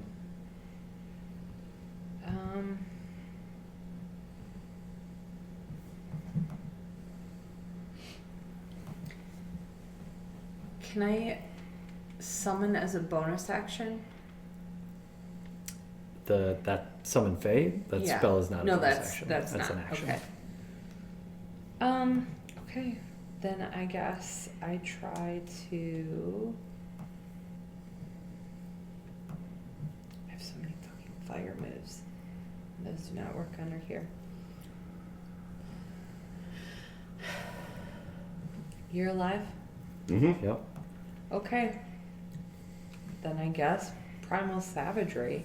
There you go. Yeah, I don't know what that is, but that sounds awesome. Yeah, it's kind of Yeah. it's pretty awesome. Okay. It's just Pando grows claws and teeth and just gets after it. I do. Oh, I didn't do my d20. I'm sorry. Yeah. Guys, we got a problem. 6. Was that your? D20. You're rolling at advantage Okay. because the creature is flanked. So roll again. Thank God. I'm gonna start screaming at dice. Oh, good. 8. 8 plus what? Oh, just 8. Did you just do a Well, custom primal- roll, or did you roll with primal savagery? I thought that was for the damage itself. The +8. No, the +8 is what you add to your d20. Oh, so it's not added to the actual damage. Yeah. Okay, so then it would be 16. Well, that's really good because 16 hits. That's exactly what you need Yeah. to So hit. that's your attack roll, and then you're going to hit this For my actual. for your actual damage. But not +8. Nope. Just that. Yep. So Okay. the primal savagery damage was 12, and then 16 was a d20. Excellent. So you land a hit on the coral drake. Okay. Your quickly grown claws, you grab and tear off a chunk of its coral armor and shred into Excellent. part of its body. 22. That's good. Good. Well, good. that was just me playing Just around. him. Okay. Yeah. But you still landed a hit on this thing, Okay. and it reacts. And 12, Okay. 12 points of damage is good.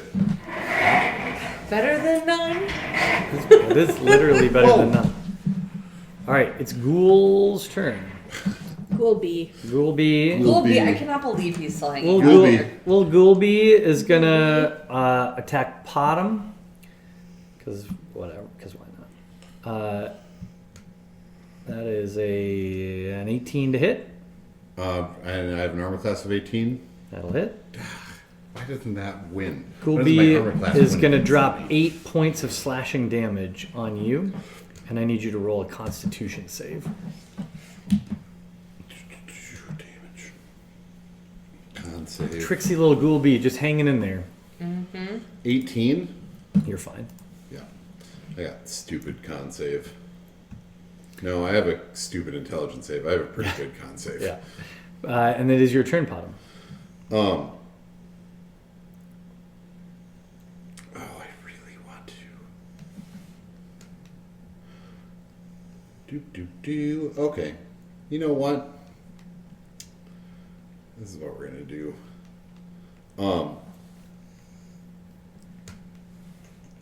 We're gonna Thunder Gauntlet for 20.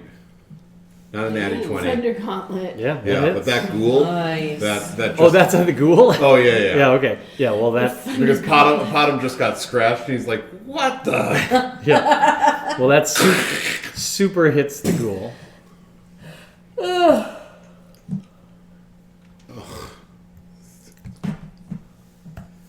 For 7. For 7. It's a 1d8 plus 6. That's goddamn 7 points of damage. Yeah. Ghoul's still there. Yeah, he's still there. All right. This is the first time he's been touched in this battle. Offhand. We're gonna roundhouse the Okay. big old uppercut. 16 also hits. Great. 8 points of damage. Okay.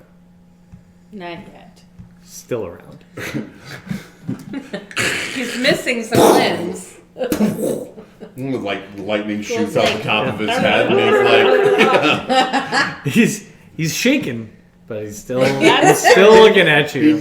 doesn't have a brain any longer. He's shaking, but he's still there. still stirring. Yeah, that's right. All right, Air's turn. Air still has Hexblade's Curse on the Drake. And she's standing right next to the Drake. Yeah. So we Flanked. will. The Drake's flanked. Oh, that's advantage. That's advantage.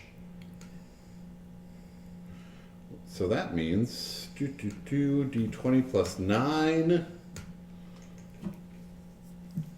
19 is a crit. A natural 19 is a crit. Oh. Okay. Well, so 19 is a hit. 19 hits. And then, what is 2d6 plus 6 plus 3?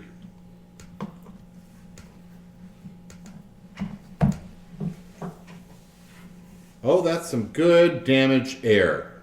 That's 20 points of damage. Nice. Big hit from Air. And Nicely done. And another she attack. gets to do it again. Glass Do it again, cannon Air. is in range. Whoop, whoop, whoop. It's 7 plus 9 is 16. 16 just hits. 16 just hits. 2d6 plus 9. 6 plus 9. 12. 15 points of damage. Nice. All right, Air swims up and slashes brutally into the coral drake. There is now a cloud of blood around this thing. Oh, I didn't even roll either of those at advantage. Oh. Just to Go for it. See if posterity. you got a- So it's just. This is your second roll on the first one. A 19 or 20 crits. Just rolling it straight up. Okay. And So that was a 20, but not a natty, and that was a 9. Okay. 10. All right. That's a 10. The coral drake is Bloody. badly bloodied at this point. And it's the coral drake's turn. Coral drake looks... Oh, well, it's berserk. Bite ghoul bee. Bite ghoul bee. Bite ghoul bee. Hi, cool bee. No, the coral drake is going to use its one special power it has not used yet, No. which is a breath attack. On ghoul bee. It's not really breath. It's going to move just slightly like What kind this. of breath is it? What kind And- of breath attack? It is going to turn and facing Pando, Potom, and Ghoul Bee. It is going to unleash a cone out of its mouth. What comes pouring out of its mouth is a pressurized flow of thousands of tiny coral spawn. Oh. Basically, there are sacs in its throat full of babies. Gross. And it is going to pour those out over the top of you, and like tiny biting flies, they are going to just drench you in Ew. and nibble and bite and scratch and Icky. claw. Thousands of little baby coral drakes crawling all over you. I need each of you to make a dexterity saving throw. Okay. Ghoul Bee will also do this. 15. You save. Also a 15. You save. You'll still take half damage, both of you. Hang on. What about Ghoul Bee? Ghoul Bee fails with a 3. The damage dealt here is 6d6. Ghoul Bee's 23 points of damage. Ghoul Bee is Halved for each of you is 11 points of damage. That brings me at 0. Oh, So you're no. unconscious. Yep. Neither of you are blinded, so that's good because you saved. And Ghoul Bee is devoured. And I'm in death saves now, right? Because I'm unconscious. At the start of your turn, you Yeah. will begin death saves. Yes. Question: Yes. Does the poison thing still happen if I'm unconscious? At the start of your turn, poison takes effect, but when you're unconscious, it won't be a factor anymore. Okay. Yeah. Okay.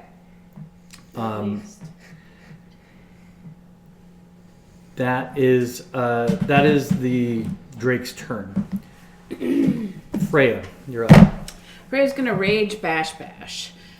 All right. As you rage and begin your attack, the sanctuary drops. So you're no longer Under sanctuary. under sanctuary. Okay, hold up 1 second. I am But you having do get to go attack to at action. advantage. Okay. Bash. 21. Well, I guess you'd be doing straight attacks because you're advantage and disadvantage. Because Okay, well it's still 18 and 24 then. Can I They take both both hit. of those? Yep, they both Okay, we're gonna 13. You know, what I keep forgetting to do. Hold up. +2. 13 +2. All right, so 15 for the 15. first strike. Second strike is 7, 8, 9. Okay. Nice. 15 and 9. Not dead yet. No, you've Well, my devastated bonus- this thing, my and it is bonus starting to action look was- very weak. My bonus action was to rage, Rage. so I don't have anything else right now. So it was rage bash. Okay. Pando, make a death save, please. Just roll a straight d20. Just hold Okay. up, Pando. Just roll good, Pando. Okay. Just And don't roll a we'll- natural one, Okay. because those are bad. How is the 17? Yeah, 17's great. that Okay. worked. You can mark a success. Yay! Okay, we're still okay with you. We're just gonna bash this thing. Just finish bash 'em bashing up. it, Just and leave then me I'll be. give you Because you a. know why? Potom, I would get it's your turn. poison damage. Oh, sorry. Let every me turn anyway. remove Yeah, that's Ghoul true. Bee. Ghoul Bee gone. Ghoul be gone. Okay, let's just bash this thing. Just bash it. You have your thinking face on. Yeah, it's the bottom thinking face.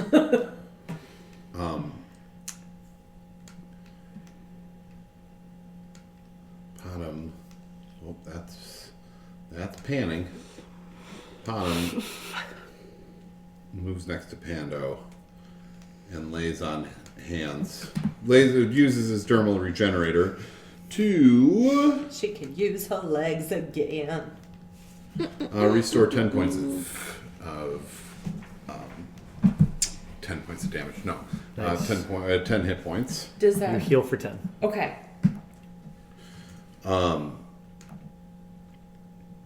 And as a bonus action, a little voice in Bottom's cockpit goes, "Boss, the shields have been restored." And Bottom shields up, gets 5 points of temporary hit points. Nice. All right. Next up is Air. Air will again use her tarnished greatsword. Oh, I can't do that on Be a this screen. straight roll.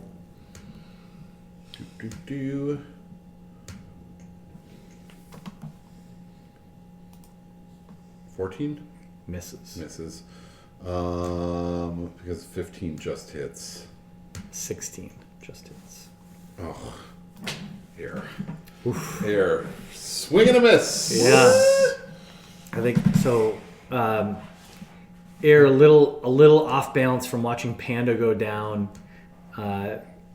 Misses as this creature's now thrashing and flailing in all directions. Makes 2 quick slashes but does not connect. And that brings us back to the Coral Drake's turn.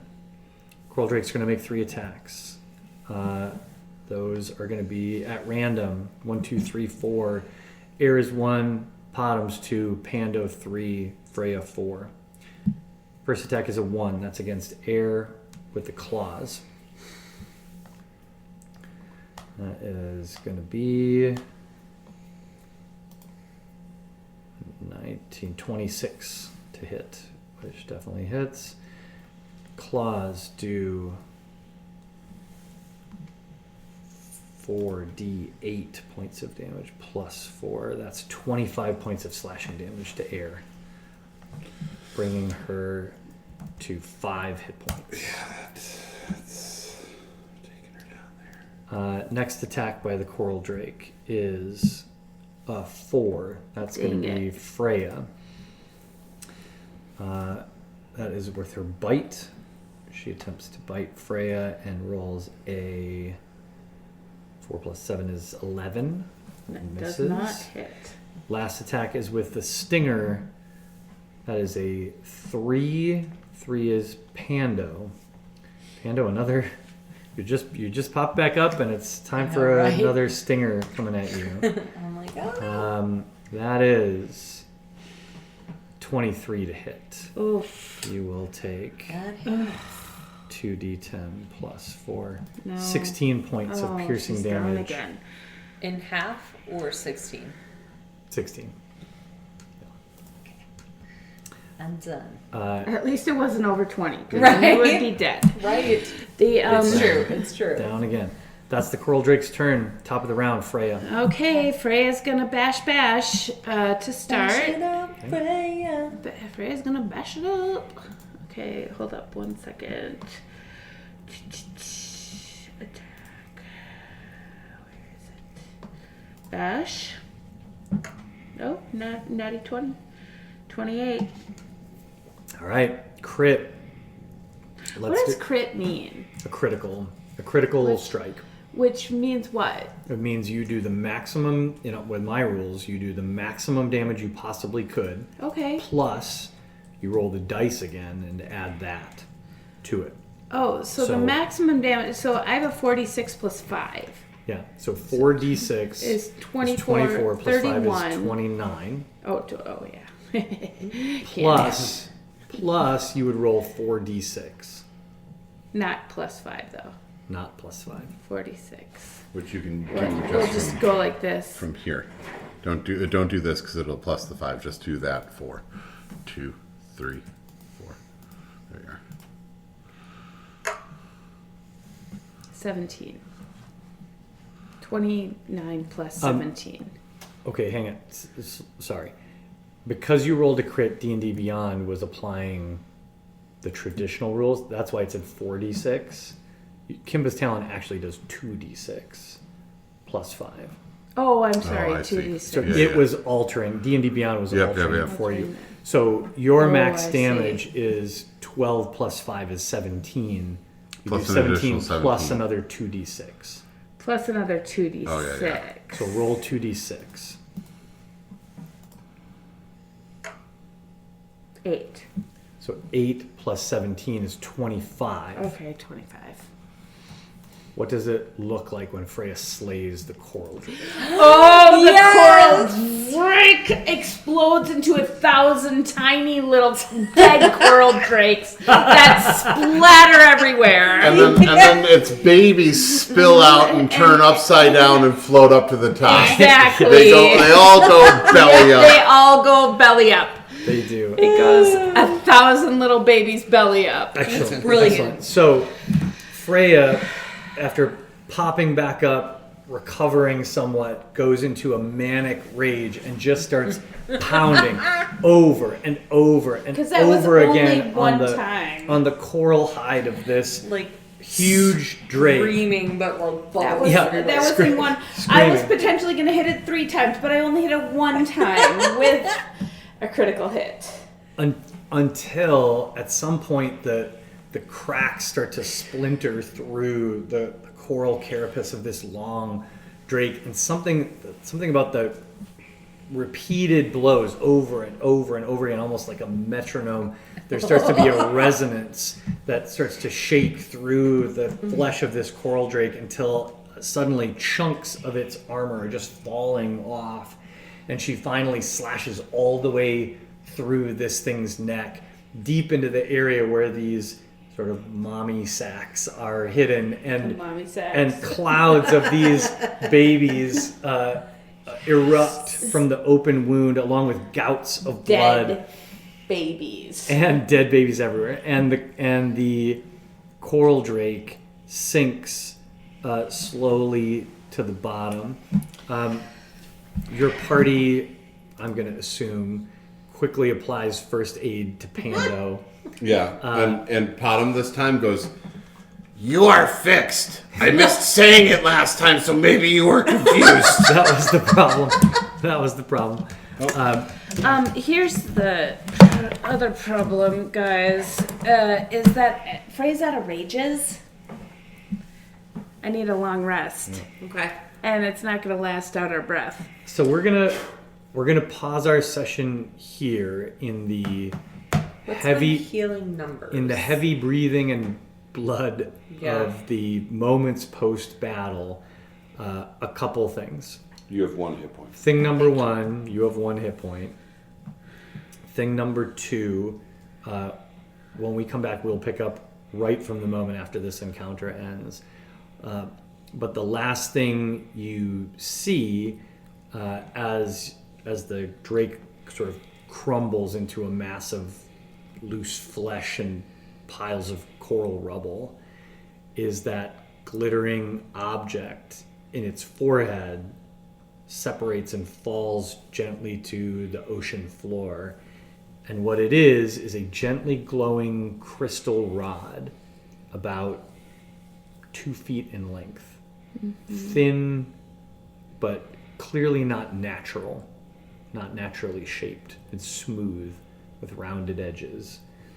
And it lands in the bloody sand and just glows gently. That is where we'll wrap it Interesting. tonight. That. And Freya's closer. She's grabbing it. Okay. Also, I'm going to award a little experience here at the conclusion of our day. each party member is going to gain 1,100 experience for this. Will you add that to Tomas? I will. 1,100. 1,100. And will you also add that to me? My D&D Beyond on my phone is not... Oh, there it is. Hang on. Still I think I got also it. happy to do it if you want. Everybody else I think comfy I got doing that themselves? Oh, I got it. Can't believe I came in within 1 hit point of dying. Truly, Alex and I made eye contact for a second when I Nice. said the damage out loud because I forgot that you were raging and that we were about to cut that in half. And I was doing the math, and it's 113 damage. And I divided that in half, and I'm like, Freya's dead. Like, by the rules, Freya's perma-dead now. No, by the rules, Freya. Oh, yeah, because it would have been at 0. And maybe that's not even correct. I have to go back and look at the rules because it might be based on your max hit points, not on the hit points you have. Oh, okay. So I was going by like you have 56 God, hit Freya points. died for a second. So if you take double It was like 56 crit, hit points, crit. that's what I truly thought. In my head, I'm like, Freya's dead. I have to now figure out how we're going to process this. Mm-hmm. And like I have thoughts about what happens when your players die, but like. How Katie's not just going to stand up, punch you, Somewhat- and then run out of this room. I was somewhat ill prepared. I was somewhat ill prepared for it in this moment because it's a very unusual situation. Especially for Underwater. somebody with that many hit points. Right, like right. So, I have like, a lot of hit points. it was a perfect storm of this creature was coming on a certain beat. You failed to save against the stun effect. Mm-hmm. You were already down a little bit. The creature comes out, you're right there, like right at the opening. And obviously it's going to land all 3 hits, and by rule they all auto crit, and this thing does just devastating damage. Oh my god, so much damage. That's our by far our record breaking biggest Monster? damage. Well, it was You know, 113. 113 Points of damage damage. dealt Yeah. in a single round. I would have been dead. Super Yes, duper dead. you're- Anybody every else other would player- have been dead. Every Yeah. other player at the table would have been gone forever. So I need to Without I a need resurrection to spell. mentally prepare myself that when we play, we could die. Do we have a resurrection spell? No, No. you don't and even have have. to pay. We don't even have the money to pay for a resurrection. You don't spell. even have a revivify spell. Like the very first, like let's keep you from dying spell that D&D players get is revivify. Revivify is a spell you can cast. It has to be cast within like 3 minutes of a creature dying, and it brings you back. But none of us have that. That's correct. Right. So what I'm saying, resurrection is like an 8th level cleric Right. spell Right. that only the most powerful clerics in the Right. world have. I mean, as it should be. It's Yeah. resurrecting Right. the dead. Raise to Dead choose this thing. is a lower level spell that some very strong clerics might have access to in Mm-hmm. major cities. But it would be extraordinarily expensive. I believe Raise Dead requires a diamond worth 500 gold pieces Yeah. as a spell component. Yeah. And that doesn't even include what a cleric would charge you to Right. cast the spell. Right, it's like- itself. That's just 10 one grand. ingredient. and Well. and Raise Dead is unlike Resurrection. Raise Dead is not a guarantee. We roll Gotcha. dice to see if you come back. Resurrection just works. Yeah, I need to. Okay, I have 2 questions. Yeah. 2 logistical questions. One, should we, like, if our characters die, are we just done, or should we come up with another character that the team meets on the road and like joins the party? Yeah, I don't so know how it works. I've never had someone if- die. Oh yeah, no. If right, you're- I should come up I with do that. If your kind of have a character backup dies- character I'm working on. If your character dies, you're not out of the D&D group. So be clear about that. Like, I want us to keep playing D&D. Thank together. God. So unless your character dies and you're like, I hate all of you and I don't ever want to see you again, we will. I don't know. I live in Portland now. I do really love Freya a lot. She might have some feelings. So the answer is no. You're not out of the game. Okay. But what I think we would do next is you wouldn't. It's not like we're just going to grab another sheet and in the middle of the session you're going to No. jump back in. We would finish the session, Yeah. and then you and I would meet and we would talk about where you want to take it, and we would work together on a narrative that brings you, the player, back into the story. Right, because it has to fit. It has, It has to to make fit. sense. With a new character. I also Correct. feel like Maybe. you get to play one of the bad guys if you die during the session. Oh yeah, I'm all about you piloting monsters if you die in the session. Good, because Yeah. I am an emotional person, Yeah. and I don't know how I will react. to it. I might have punched you. There are a ton of really fun ways to handle player death. Yeah. And I'm interested in a lot of them. Yeah. Whew, Like- she's come real close 2 times. Yeah. Like in a game that Alex and I used to play, my character died, murdered by the way, by Alex. Alex, how could you? Yeah. I was a paladin and he did an evil thing, and I needed to live up to my paladin standards. I'm reading a book called Paladin's Grace, and it's delightful. It's a fiction. You wanna be and so, a yeah, paladin. Matt's character went against what my paladin's values Yeah, were, yeah. and I We killed him. upheld those values. Yeah. So I that, am so very then, interested in paladins. so then our DM at the time played out a scene with me in which, so my character was a cleric, Okay. played out a scene with me in which my character's god met me in the afterlife and basically gave me an opportunity to return with some caveats and like basically like you're gonna have to do a thing for me and like Sure. this is like not a get out of jail free card, but like do you want to come back basically? Right.